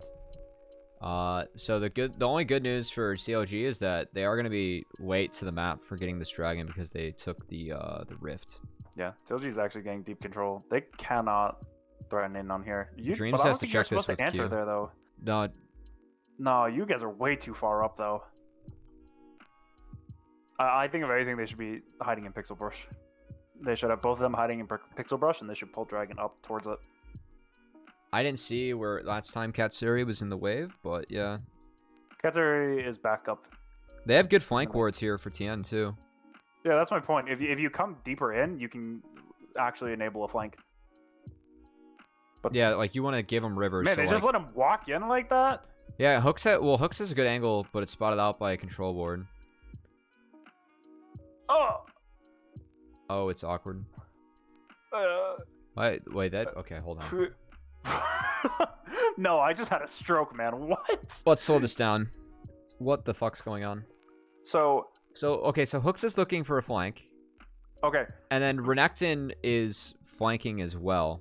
First things first, they should not be allowed to get this deep in when you have full jungle control. Like, they shouldn't be allowed. What, FlyQuest? Yeah. So then where do you want them to... Do you want them to like execute a fight like here? No. Well, yeah, probably in that chokehold is the best, right? So you want Kennen to TP down to this ward. They have a ward here when they untoggle vision, and then they hold FlyQuest here, and then you use Kennen Flash to kill them. Yeah, you could either do that, or the thing is just like, if you look at what they end up doing, it's like RJ's and Hooks sits in that long brush outside of red, and they just watch them walk in, and then RJ's isn't in great position, so he has to walk around to his team, and Hooks is just by himself over there looking for, I guess, a flank. But like, the other thing is this: FlyQuest walks in here. They technically don't even need to walk in here when they have the two dragons. They could honestly just get two turrets mid. Like, they could just keep shoving up and get two turrets mid if they wanted to. But I feel like if anything, you hold either Hooks on that long brush or you hold them on the pixel brush, and then when they walk into that closer choke, then you actually go on them. But and ideally you'd have jungle and AD pull the dragon up towards them so that they could easily answer. But like, look at this position that they're in here. This is a team that had control of the dragon. You shouldn't be allowed that deep in if you actually have control. I think that burning it instead of looking for a fight here is not the move. No, I don't think it is, because you're all on one item. You know, this isn't a bad fight for you to be taking, and it's even not a bad idea. At this point though, like it is a bad fight because like at this point, it's a bad fight. TN needs to like funnel like TP on the ward that's canceled out by a control ward right now. Like he should be fucking TPing to that. Why is right he now. already leaving his base? He should have TP'd in the second he got out of base. Like he is using his TP as, if a fight breaks out, I teleport. He needs to sit here and like in the base and TP to here. I think it should be ASAP. Like because I think if anything, it's a deterrent to FlyQuest walking in to really guarantee it. But instead, you're using as a if they engage, but you're risking on the if, and also when the tankiest or one of the tankiest members on your team and Rel who help your AD carry is just out there. Like Hooks, it gets onto their backline, I guess. Who's following up with him? Yeah, like if Tian's already, man, but like, if Tian's already here, this is a lot of what we saw from CLGA too. But like they were able to like have follow up like the Nocturne and shit. But yeah, so NXI goes down for trying to steal it, and then Tian gets exhausted.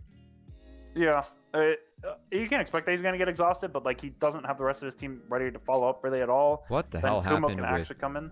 All right, hold on. There's a separate fight going on here. So Kumo gets chunked out by RJS. Yeah, I guess RJ's went down as opposed to going to his team. He's just trying to fend off the Renekton from the back line. Which, so he actually gets him out of the fight if you look at the health bar right now. And then he's... doesn't have port, so then he goes, cleans up NXI. And then he comes and cleans that up. That's not bad. That's actually No, it's good. Bad. It's real good. But...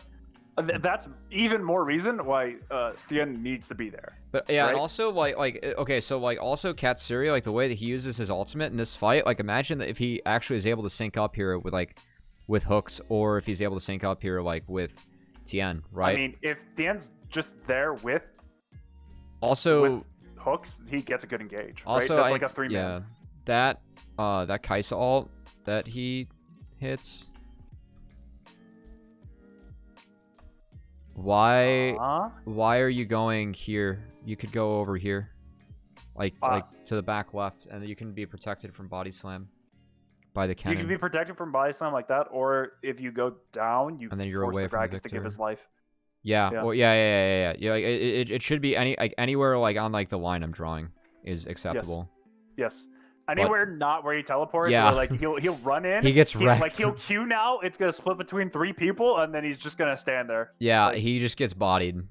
He just ran into a Victor, man. Yeah. Nah. All right, so that's a bit of hands too. Yeah, I don't. Really unimpressed so far with. That's the first time I can like actually look at what they're doing with their tempo or with the macro or dragon control, and yeah, it's that's bad. really botched. It's bad. Yeah, FlyQuest should not have been able to do that. No, for sure. Right, you are not actually holding your control if you're just gonna let them walk in like that. And if your composition for some reason can't hold that, you pick a different composition. Like you totally can do that no matter what. And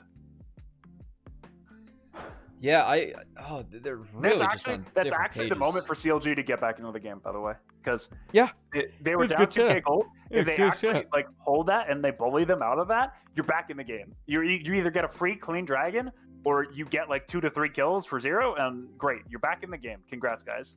Yeah, but now it's like some credit where credit's due. Dreams played that fight really well, but yeah.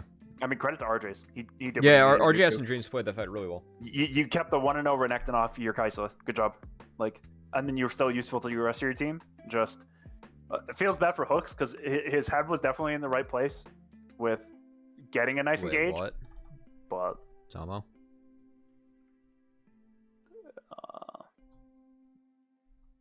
Okay. Good play from Keel. looked really awkward. Hey, looks like he was looking to see how much HP the Rel had, and then he just got killed. Seriously. Tomo was like, hey, maybe I'll hit this rocket. Oh, there's a pony. Oh, shit. Pony go fast. Pony go brr. This is good from CLG, though. Like, they're trying to use him.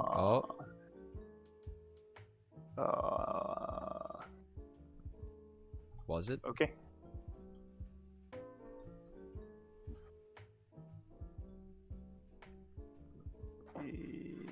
Was that even worth it? Like, no. What are you actually going to get from accomplishing that dive? I guess would be my question. Well, Triple got some gold, so. No, like, but if I'm CLG, what do you actually accomplish from doing that dive? You know, because I don't. Like, Dragon's up in a minute and a half. If you get that dive to work, it does nothing for setting up for the Dragon, which will be the only objective because neither team's. Yeah, they also like could have zoned him off the wave, right? And you can also just come down to zone him off the wave and take the turret. But you do neither of those. You go for a really flippy dive onto a Renekton. And if anything, what you could have done, you could have just come down, forced him off the wave. Frosty takes Krugs, and you guys go back, and you have tempo for Dragon. Also, like, if they, like, just burn the TP and back off, it's pretty good, right? Like, you could have gotten a summoner spell advantage. Brought up by Jensen, but, yeah. Yeah. Yeah, just, like, bleeding out a TP would be good. Oh, we go to the casters. Yeah, I just don't... See, and you didn't play it off with the tempo. You went for a risky play, and now FLYA has tempo on their third Dragon. You're not even going to get anywhere near contesting that one. Nope. Congrats. I didn't see what happened on that replay, but the map states. I mean, they're just back out on the map, you know. Yeah, they got first call because OG was death chambered. Right, and then I think Frosty deployed out and went to his top side. Yeah, and if you give up River to Victor, doesn't have teleport up yet. If you give up River to Victor Jinx and you can't get behind him, then it's over. You get golden on RJS. Yep. Really, like. Okay. So far in this game, I think FLYA's actually made like good decisions on their tempo, and CLG. No, like, yeah, but like I know that like FLYA's good at this, right? Like, if you give FLYA like space, like they are good at this. Yeah. I just feel like CLG has not done well with their tempo at all, and when they did get their moments to use tempo, they botched it. Yep. Which is like just a clear gap of an issue, you know? Yep. They're not on the same page. Like with like that, like the engages we saw, like with that fight, there was 3 different things were going on, and no one was like there was no unifying thought. And I think on that train of like no unifying thought, am I really that shocked by a team who's had so many roster changes? Like, Yeah, it can be really rough to build up that we're I- all thinking yeah. the same thing. When we talked to Osama like on our podcast, he was like, "Yeah, man, like it was like it's been tough." It's like they felt like they were like finally hitting their stride with like Nerd Street, right? Like the LCQ. And to be fair, I mean like those guys look good in that tournament. Like they beat you, right? They won the tournament. Yeah. No, for Okay. sure. RGS too far up. So this is weird to me. You lose mid prio. Or no, you don't lose mid prio, but you see a 4-stack mid. And then I feel like going for this wave before the next wave crashes is just an illegal maneuver. And FlyQuest punishes this really hard. Yeah, I mean, the thing is, RJ's literally just did this on topside where he got caught on topside, and then he tries to push extra hard for another top wave. Yeah. The other thing is, your route was going back, and Frosty didn't want to stay with you. So you have no protection. That's you can't do that until people show on mid. Oh, hold on. Okay. What do we think about this Baron setup then from Fly? So hasty. They're too focused on RJ's being dead. This can actually, like, the one thing is this: if they have exhaust up, which they do, and you just exhaust the cannon, you can win this fight still. Because Dreams Ketsuri. Dreams just wasted flash in alt because hooks goes in the minute that Dreams is trying. Look at this. Oh, that feels bad. But at this point, well, this is exhaust. This is a good TP from Tien. He's in base this time. This is a great TP. If he could just. This is the fight for CLG. He gets exhausted again. Yeah, I mean that's his number 1 job, right? But. Ooh. Yeah, I think we bring this up. Maybe? Triple's too big. They can't get to him after this. They need to back off. They can't kill Kuma. It stops them from the Baron. They should not go for the Baron. It's definitely really greedy because, like, you don't burn it as well as you think you burn it, and you didn't actually get set up. Like, look at CLG's topside jungle. Pink ward.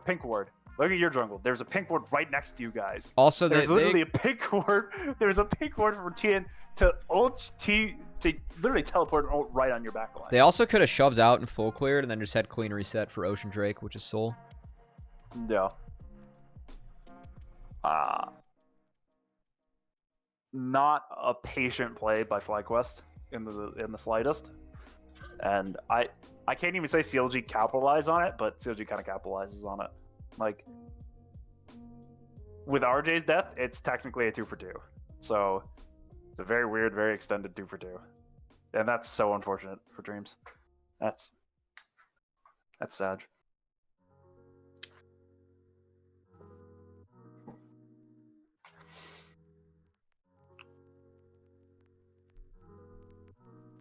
Little RJ's being a little bit of a tempo dumpster there, but it's fine.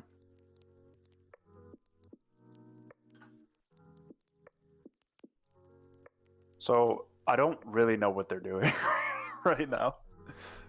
Like, are you trying to get control of Dragon because you didn't get any deep vision? And yes, they kind of spookily walk into you. I get that they really want the Dragon. You know they could just take inhib here, right? Tien's behind, but he gets found. Wait. But okay. You know, if you're FlyQuest, you could have just taken inhib by now. I mean, they're still killing off the 2 waves, right? Because they have a wave that's going to die top. Yeah, I mean. Oh, wait. It's almost so hard for them to get to if he doesn't. Yeah, 222. Make any major mistakes. It's too late, yeah. The only mistake, honestly, came out of Dreams' barrel. It sent Tien into the team. Yeah. I mean, this is what happens when you think you have control, but you don't really have any. right? Because in CLG's mind, they're like, oh yeah, we're on the objective first. We have control. But like, Yeah, you and didn't actually they get the just get wards melted around. by Tomo. Yeah. You didn't this actually game. get any wards around it. You didn't actually control the river. You didn't actually control the dragon. Yep. So you passed it, and now the other team just bullied you out. And I guess this is like the only thing in their mind that they could do so that FlyQuest didn't get a free dragon, but it's significantly worse because, you know,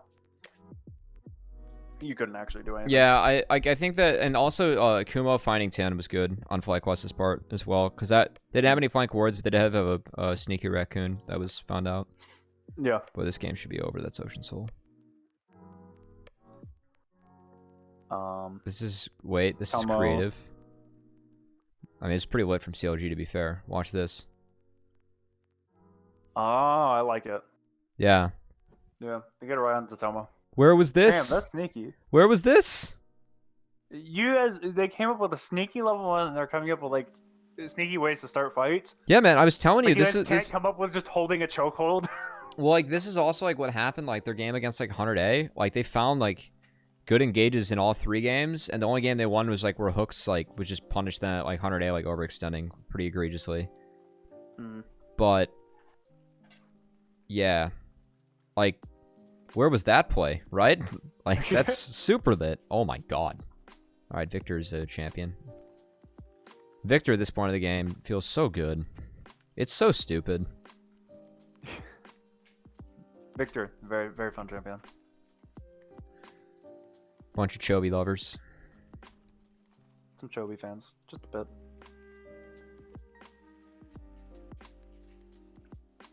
Good fun. Tomo burned his thumbs For there sure. too. That's big, and he died. So. And LDR is now on Katsuri, who I know they've been losing this game, but Katsuri is quietly farmed out of his goddamn mind. Yeah. My concern is like, You get. this is an issue that I've had. My with Ken concern as is champ. Victor. I mean, my concern is everything realistically, but If you don't the sync up Renekton's your really hard engage, for them it's to deal impossible. with, Yeah. and your cannon is like never really dealing damage if they have exhaust up. Plus, like your cannon is teleported in, but the fight is really ending. Dreams has been marking. Oh god, that voice crack. Dreams has been marking Kennen so well throughout these fights too.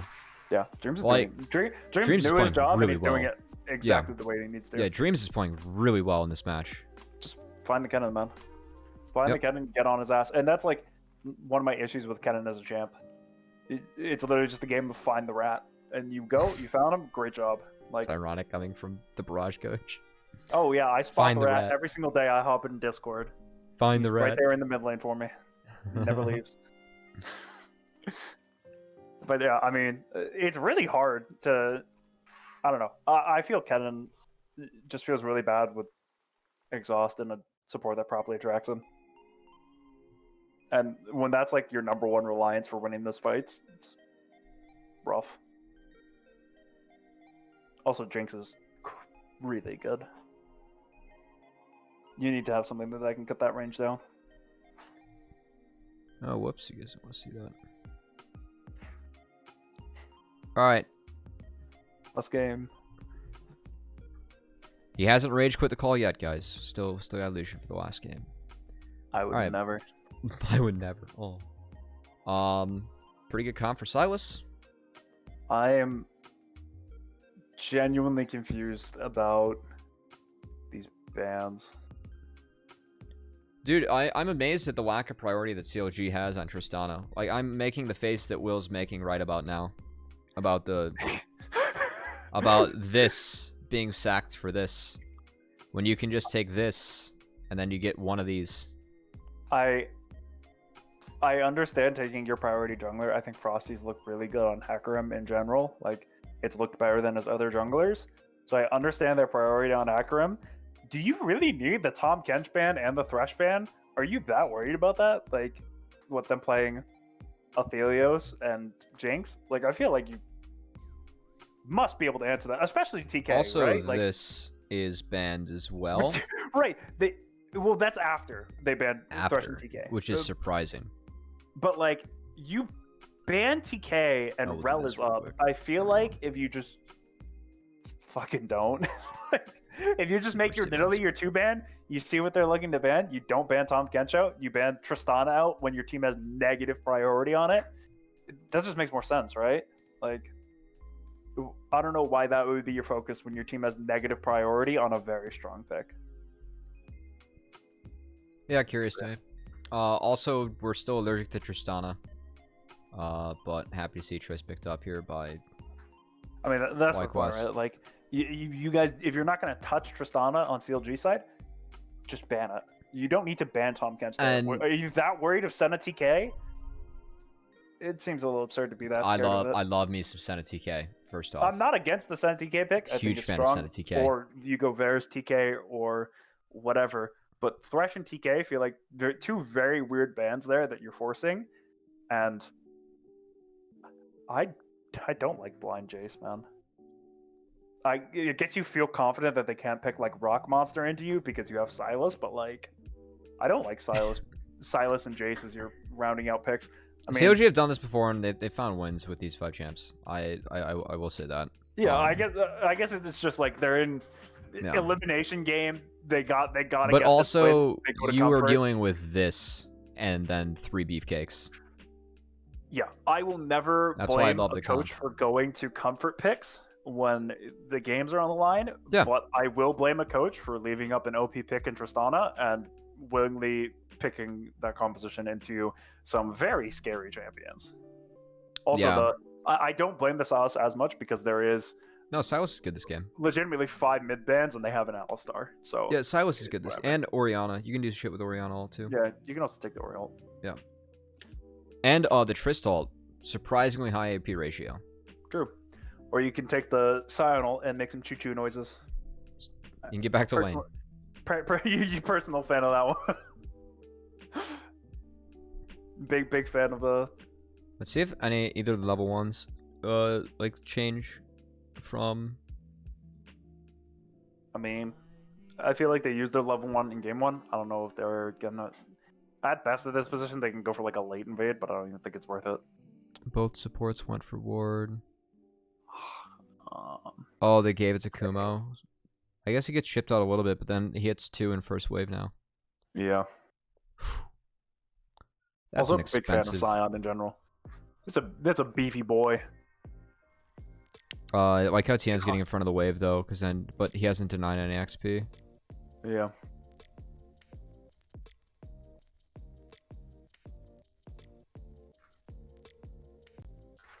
Looks like we got same clears from last game.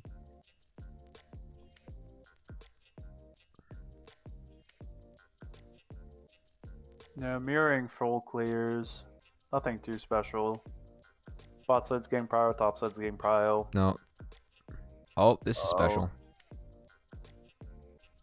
Run stun, job done. Let's go. Let's go. Run, He didn't stun, even job flash. done. So this is... Is it? Is that? I don't feel think like he it's... should. So I don't think it's like ideal, but keep in mind that like this can't be punished because of where Hecarim started, and they called out that he started bot because they knew that he had leash. Oh yeah, I'm just thinking, does he flash out to save himself? But also, like, I feel like If you flash Frosty- and die there, your game's over. True. Like your game is fucking over. if you Yeah, flash and die. you're right. You're right. Yeah, that'd be great. Might be. Oh yeah, Frosty cleared the top side. That's actually the most unfortunate part about all this. So Yeah. Frosty cleared the top side. If he was on his bot side still, He when gets they 3 make that top quads. play, Yeah. he can literally take his bot camps. He's literally being punished because his jungle TFE clears faster. Yep. But the one thing is your jungle tempo. I take back everything I said. Frosty's kind of griefing his tempo. Can we see this one more time? Yeah. What? Ooh. I think he queued right as he was flashing because he's too worried about dodging that. Well, no. Oh. You can Q flash and angle it. If it works He like glitches like that. Really? it depends on how the projectile works. I don't know. If someone can chat can help me. But in order to do it, your mouse has to be positioned right on the champion. JSQ is weird. Because like with Braum Q, like I could do that. It shouldn't matter. But I think Tien's dead. Oh no, he's got his tower. No. Yeah, he's got his Yeah, tower. he's safe. Okay, well, Okay, but Frosty is like for sure being a tempo dumpster here. why? Like for sure. Well, because he got the scuttle crab. Once he gets the scuttle crab on bot side, he can just base and go to his Krugs. But now he's backing after clearing his bot side now. He really doesn't need to do that. And like split up is clear. I'm okay if you take the Krugs and then you base and like you can like pick up like the Raptors after. Yeah, I guess you could do that too, but like he just it depends on Krugs item break and points. I think at that Raptors. point like you'd have the booties, so I'm kind of with you. Yeah, I guess it does depend on what he's buying on items, but like now you're just coming back out on the map with your bot side jungle coming back up. Yeah, Or AP is outside jungle. right, by the way, and that's how the mechanic works with Braum too, and you can do it. So that's a miss. I don't like to focus on micro misses, but that was close. Yeah, I mean the other option is just flash and then Q, so you don't screw it up. But, Yeah, that would have worked too because he was in his Q animation. So yeah, flash still ends up coming up back onto the top side of the map. This is actually a good part of yeah, that it's timing, real though. good. It's real good. Waves crashing. Yeah, it's perfect timing. Yep. He actually got And he- lucky with that top fight going the way it did. Yeah, and he's good that. because he can base and just do his Krugs and not be tempo dumpster as you put it. It's just a personal team phrase. Don't be a tempo dumpster. But yeah, this is, and if I'm FlyQuest, this is favorable for us too. A good scaling composition getting first dragon. Nice. Next dragon's Mountain Dragon.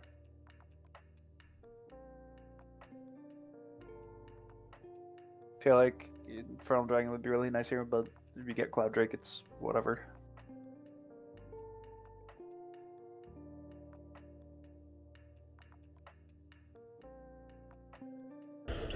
I'll say it. They need to change the game so that you know what the their dragon is gonna be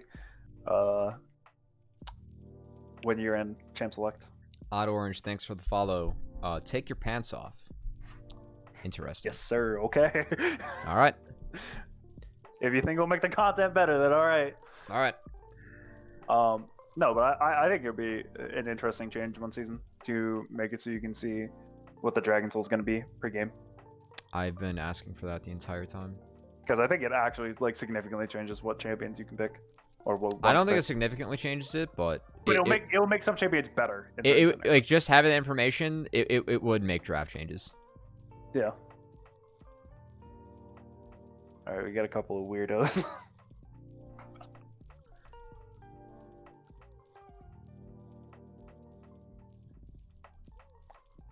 So FlyQuest, they a trap. Good trap, to be fair. Yeah, this is good. Yeah, well played. It's really good. Morgul and NXI, Frosty's. He's gonna help him chill out. He's got nothing else to do right now. So the bad part about this is that they're gonna be wait for Herald Point now. Yeah. Yeah. I mean, if they go straight to Herald here, they can do it. But they can't because NXI had a reset. No, I mean, CLG. Yeah. They're doing just that. It's good. Scion didn't have teleport to go back. Yeah, so like the kill's good, but like since the objective still goes over to COG, I think that's actually like a not bad at all for FlyQuest. They could like use that to like get prio and like take that instead of the kill because Rift Herald's worth more. Yeah. CLG gets Rift Herald. Nice. Okay. I love this. You talked about cross mapping. Wait, it's a good immediate answer onto them. You can't really mess TP, so you're praying that you can get this done before TP. I mean, you're matching with midlane TP, but like, you can't guarantee numbers with the top TP for extra numbers. Triple? Oops. Wait, Tomo? Alright, that was pretty pog from Tomo. Wow, they all get out of that. Wait, do they? Oh, Hooks is dead. Maybe. No. Okay, Dreams dies. It's a hose mat gap? No, wow. Ooh.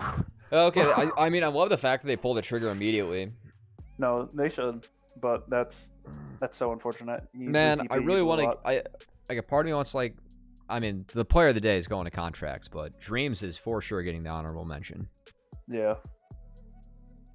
Nope. Cubby, I I don't know can't who's. believe I look in your chat and I dealt with that for an entire season, and then I signed up to do it again with one of them.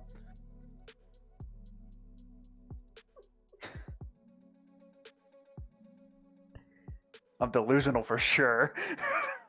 Dreams is really good this split or this series. Yeah, no, he's looked real good in both games. Yeah, he's been doing really good. I think this has looked like a solid team, you know? No, Like yeah, when I'm looking at how FlyQuest are FlyQuest really is playing, solid. Yeah, they're just solid, you they're know? really fucking consistent. That's true, Ian. I am used to it now. But like, other teams look like they have like these clear win conditions or clear play styles, but like FlyQuest is just solid across the board. Oh, they actually have a pretty clear play style, which is it's usually seed early game, but because like Yeah, because they've been given the Udyr, like because like if they don't get Udyr Hecarim, then like they will default to like picking Lilia, and then like EG was like playing like Nidalee into it, and so they're like, all right, we're gonna lose early game, and it's fine. That was like pretty much like how they were like playing like one of the matchups they had. And they were playing it really well. Like they'd like go down 2K, 3K gold, like all under control. They're like against like a Udyr, Alistar, you know, like Kaisa comp, right? Yeah. Like they have like a Victor, so the best of 5 in Northern Arena was actually really fun to watch. I think more what I mean is like let's take EG for example. They very clearly want to play to like their high mechanical top side and get those guys going, right? But they've standout players. Whereas like when I think of FlyQuest, I feel like all those guys are just really solid and they can show what they need to. Yeah. If I had to pick a standout, it'd probably be Dreams, but it's probably Dreams, but like they're all really solid. Like yeah, and I think NXI is really doing solid. I think NXI is Tomo's doing been real performing fairly well. Yeah. NXI's starting doing a lot better. It's actually crazy to think that NXI has only been playing competitive now for like 8 months. Yeah. Yeah, like this is like his first split, and he came in like late to scouting grounds. Yeah, he came in pretty late. He only played best of 5s. That's absurd. It's... So they're gonna get stat checked here. Dude, this is just more of like, I don't know. I have not seen a coordinated play out of CLG, or if I did see a coordinated play, they didn't execute. The only one I properly. saw, it was too late. Yeah. It's just really unfortunate, and Oh, it's something where I feel like, he went for it, but that's just not enough. this is a cool looking play. That's the same thing that Damante did in another game. Yeah, when he teleported in. Dreams had to burn flash to combo, and they trade. Yeah. Oh. It makes me wonder how CLG would have been if they had this roster from day one and then kept it, you know? Yep. Because obviously they didn't have this roster from day one, and then they swapped out Keel part of the way through. Team Luke. Yeah, they had Team Luke and Brandini. I do love that kid. Team Luke's good. You'll be playing Friday when we do, right? Yeah, versus INC. After us? Mm-hmm. Versus Immortals. Oh. That'll be a fun one. Wait. They drifted.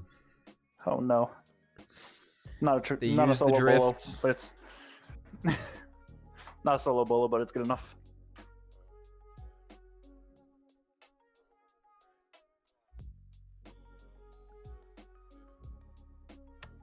Yeah, I'm interested to see what CLG does from here, though. Like, what are your conditions and what you're looking at now? You're not that far behind. So I'm sure, like, if you're in the game, sometimes it can be hard to tell. I'm sure you're looking at the scoreboard and you're looking at their dragons. You're like, man, we definitely feel far behind here, you know. But it's definitely within reach if you make, you know, proper plays, coordinated plays. Does someone not have rocket jump? That's a nice pick on Tomo. I think he already used it. Oh. Yeah, he uses it there, and then he doesn't get a reset because he buster shots him out. Whereas like Frosty's probably one you need to buster shot out to stay alive. Yep. It's just like really good. All right, so this is good.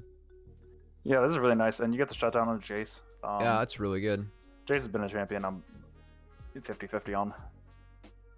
Well, it just depends on the player. Kind of. Wait, hooks? He actually got out? What is happening? RJ's comes back, gets with alley ult. that ult. This is big. They get triple. Okay. Really hard for them to Do they kill. get triple? Does he get... Oh, okay. nice. Sony's answering back. This is good. Okay, this is... You take this turret too. I think they're tied to go mid. Sorry, I'm going to go way back here. So, okay, No, go so ahead. this is all from Tomo, just overextending inside. Yeah. They get a nice pick onto him. Gold goes to the end. And then FlyQuest see 3d4. Yeah, the Zanyas gives them enough time, and then they see this, and they don't want to risk it because they know Kaisa's coming back up. And they can hold him here for long enough because he hits the 2-man Everfrost. I think it was 2-man Everfrost.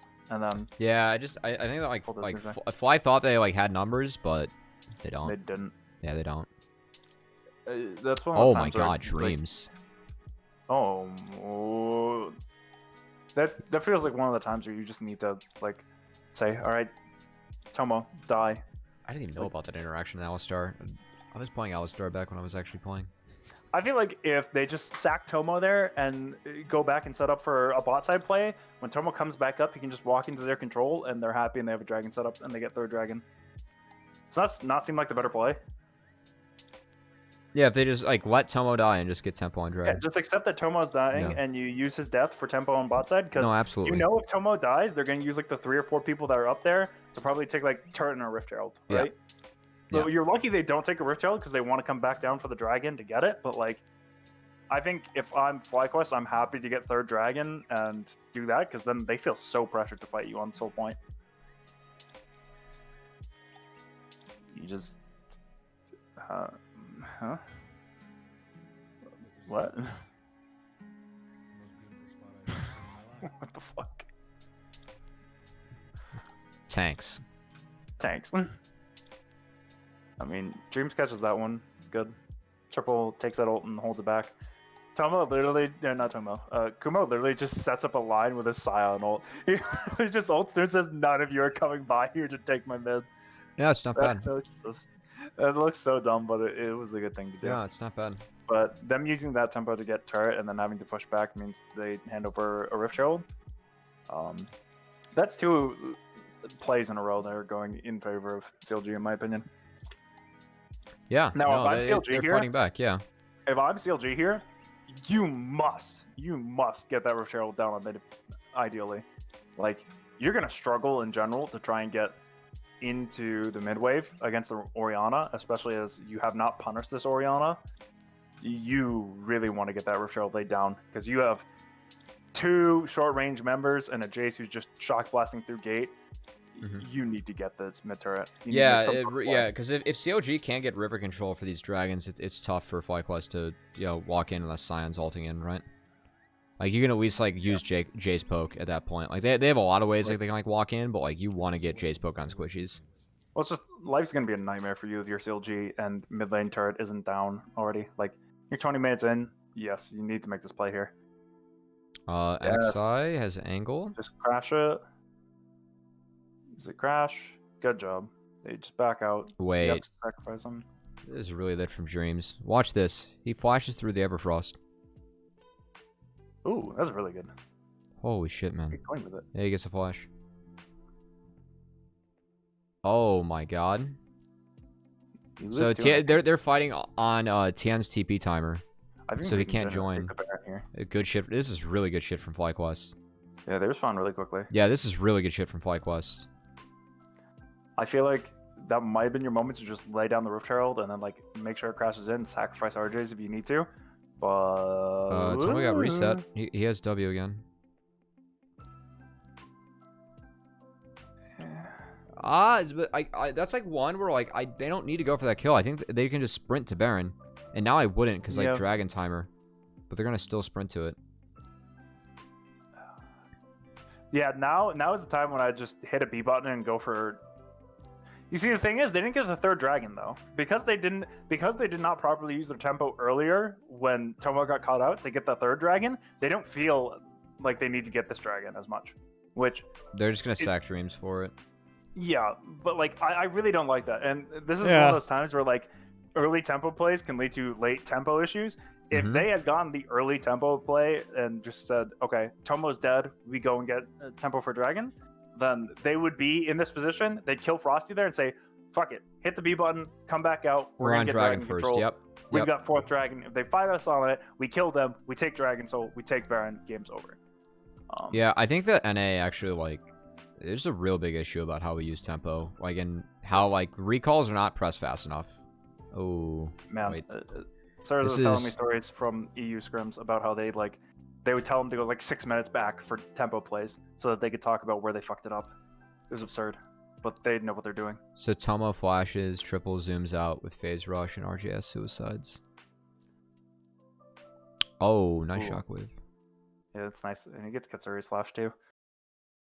Oh my god, that shock blast pumps. Doesn't matter. Yeah, I mean, you get all the kills on the right person, right, Kumo? Yeah. It's the Scion carry angle. FlyQuest just gets an inhibit Dragon because they win that team fight, or yeah, that's what's up. That's what's up. That's what's up. No, and the thing is, like, at times NA feels like the region does the wrong steps, but somehow gets the right answer and confuses the teacher. This is just that, like, we don't know how you got to this point where you're getting that Dragon, then you got those, but like, you somehow got a right result, but you shouldn't be doing that in the future. But yeah, I agree with you on the tempo thing, because I think in general as a team, pre the NLC ending, we were not great on tempo, and I was not doing a good job of teaching it or noticing it. And then Surza came in, and he literally spent a practice, like a 5-hour scrim block, basically yelling at our team about tempo, but he's also yelling at me while we were watching it about tempo before yelling at them. So I basically just got yelled at twice about tempo, and then since then the team's been super focused on that, and you really start noticing these issues. Yeah, I talked a lot with, actually, so Zoo was on here yesterday, but okay, hold on. Kumo's drifting.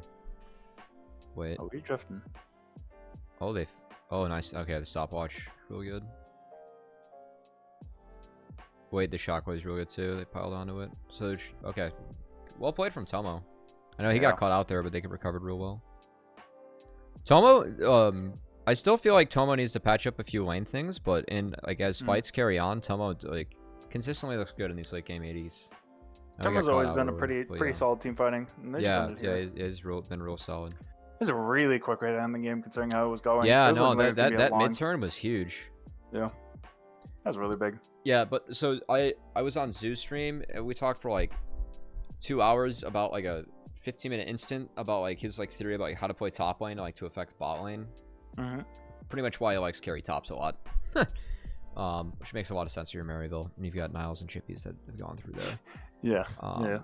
But it was interesting. Like we got like a little bit like too deep into like hypotheticals, but we definitely like we watched like an LPL game and like watching like these VoDs, it's a big difference like how they use tempo.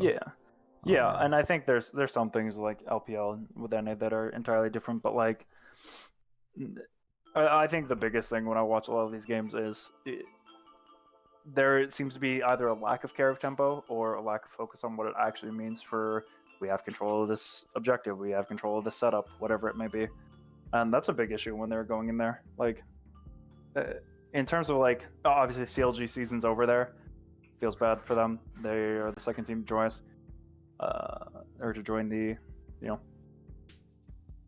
end of Proving Grounds along with TL, which I think it's shocking that. I think it would be shocking for a lot of people to say that the first two teams out of Proving Grounds are both Academy teams. Sorry, guys. Especially when you say one of them is TL. But I think if you're FlyQuest, you have to be happy with how you played a lot of that in terms of just good macro, good tempo. I'd say just like a couple of mistakes in there. Like there's a couple of things that are like you can make this more efficient, or you could not take this fight, but they looked really good. I think like both EG and FlyQuest are looking strong. And like if you're looking at the bracket now, like FlyQuest plays the loser of Dig EG.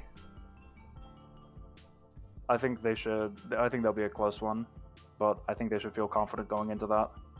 And from the first series, 100 Thieves plays. Let me see, what is that?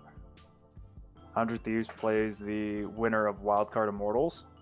I think that'll be close because I don't think FlyQuest, or not FlyQuest. I don't think 100 Thieves are looking great.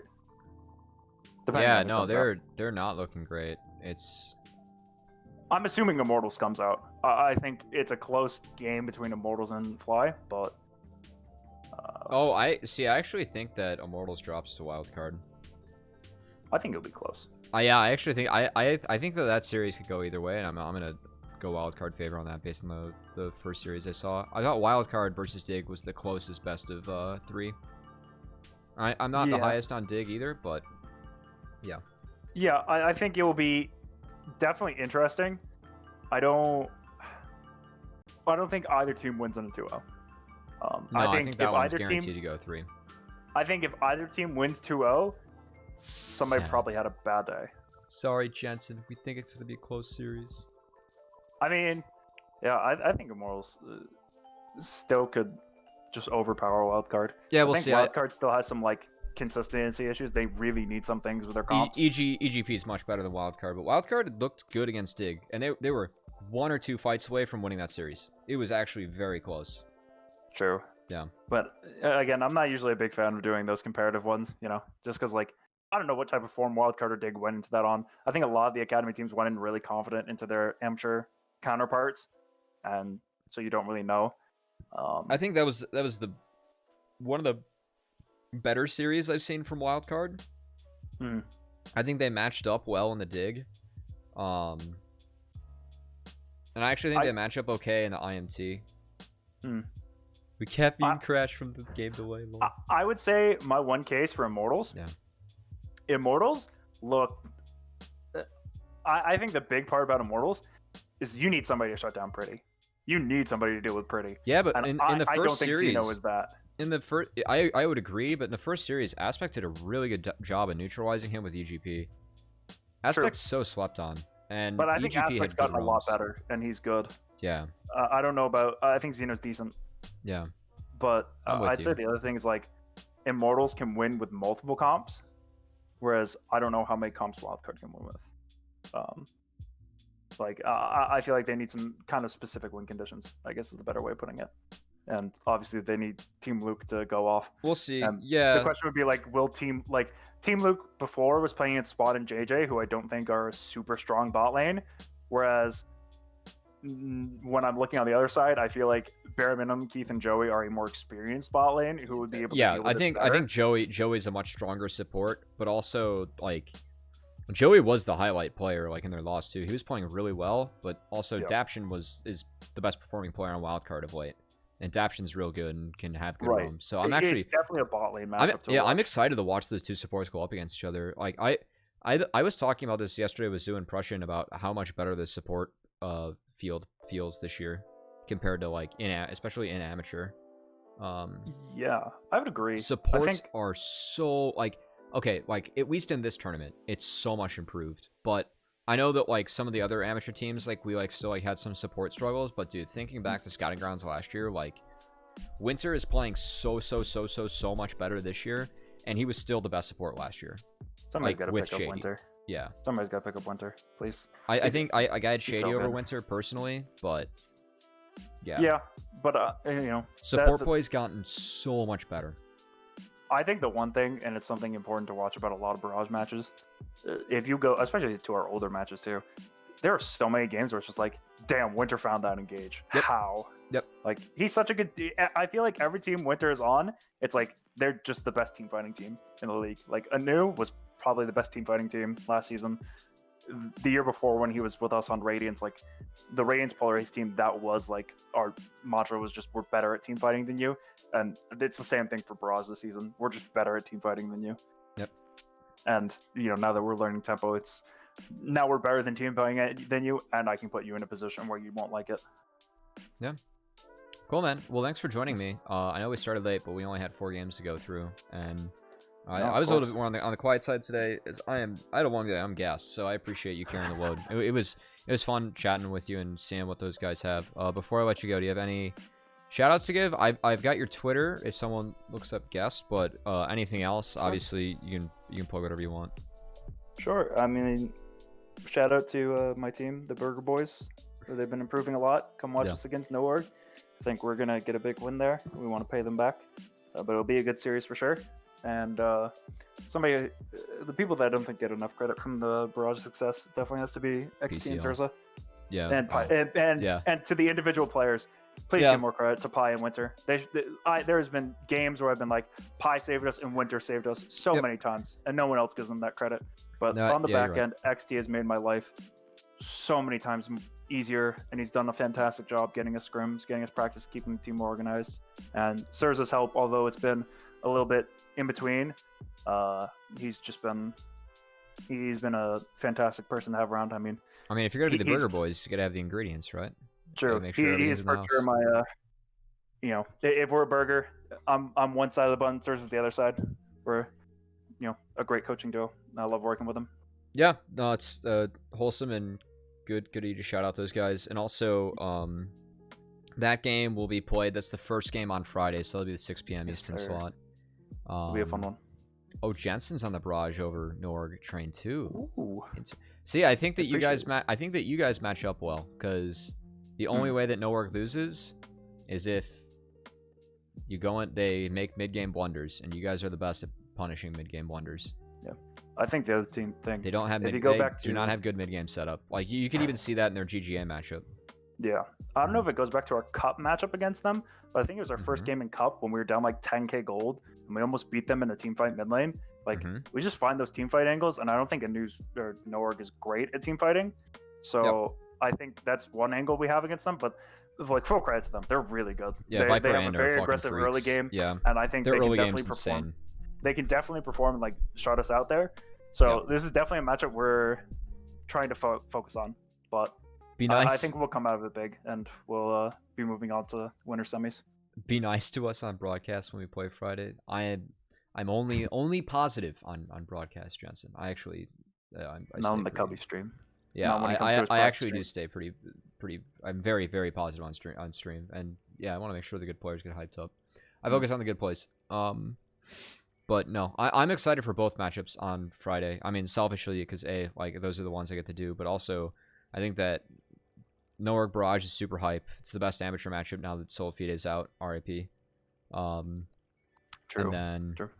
Well, we need to pay them back, because we had the best of 5 that we lost in big, and then we had the best of 5 that got cut short in cup. So this is all saving for us to get a win where it matters most. Don't worry. We have we got a good storyline for that, because you guys are actually the only team in all of amateur that have taken NoOrg to 5 games, and you did it twice. After Risen. True. No one else took them to 5. I mean, it's a little loaded because you only played 5s in like semis and finals, but still. Yeah, but it'll be good for the people not familiar.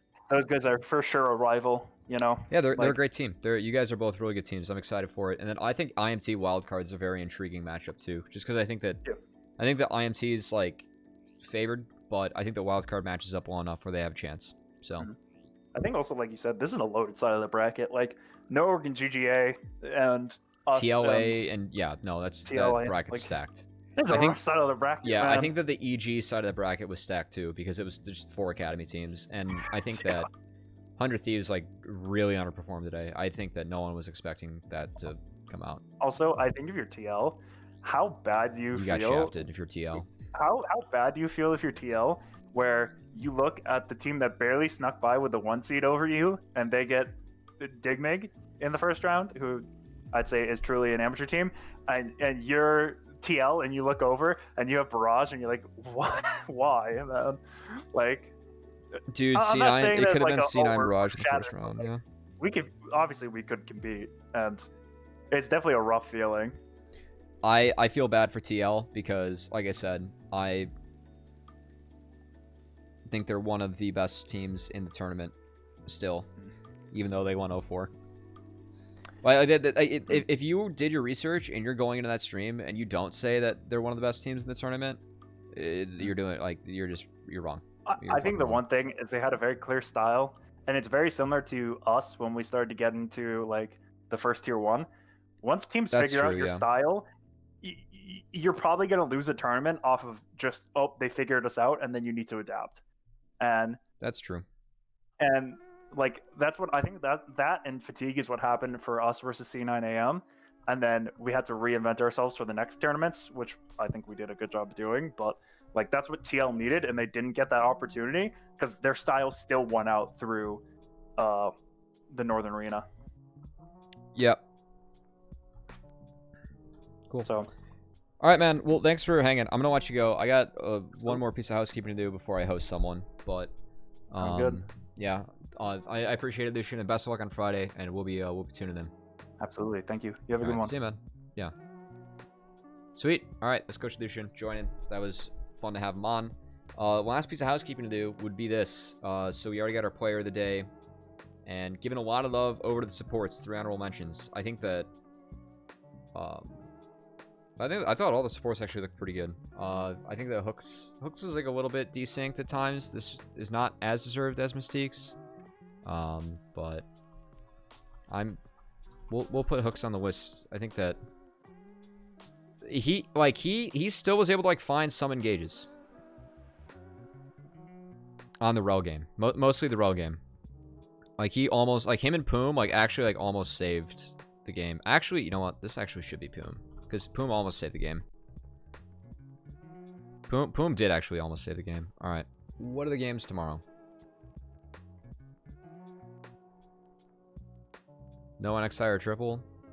Dude, that was the dream show, man. Like, NXI, played fine, but that was totally the dream show for me. And triple, did his job, did it well, right? If I'm gonna shout out anyone else, it's Tomo.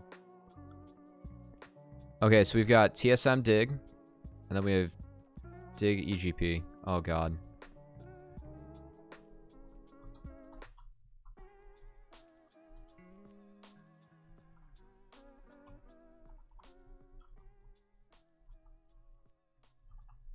This is easy to me.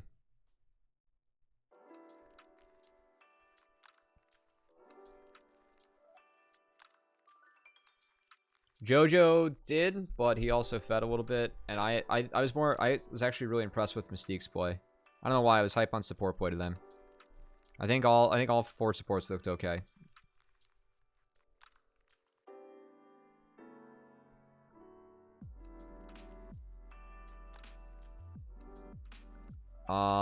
Oh, I got our host. That's easy. All right, tomorrow I'm gonna take EGP 2-1 over Dig A. I think that that's a pretty close matchup, but I think that EGP's bot lane is better, and I think that Lortho is not going to play to smash 30. I think that Aspect holds up, and I think that Tomio can hold up. And what I really like about EGP, I think their mid-game rotations are really, really, really good. And I think that Dig, that is their weakness. They will sack a lot of waves to try and set up for stuff, and I think that EGP can punish that with good wave setups. So that's my reasoning. And then TSM versus Dig Mig, probably the 2 worst teams in the tournament. But I think TSMA 2-0 them. So. Yep. Dig just isn't on the same tier as everyone else. So. We'll see. They made things close off of a Miracle Jinx Rocket. But I think the TSM is going to be okay. Alright, that's it for me today. We are going to raid Big Money Value.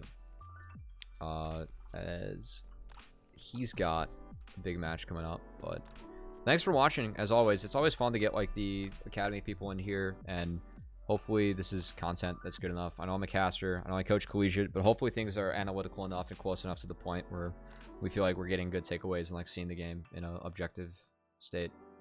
So yeah, 2-0 Dig Mig. That's the amateur in you talking, Smacks. We gotta get the realist. Anyway, all right. Let's go raid our good friend Value.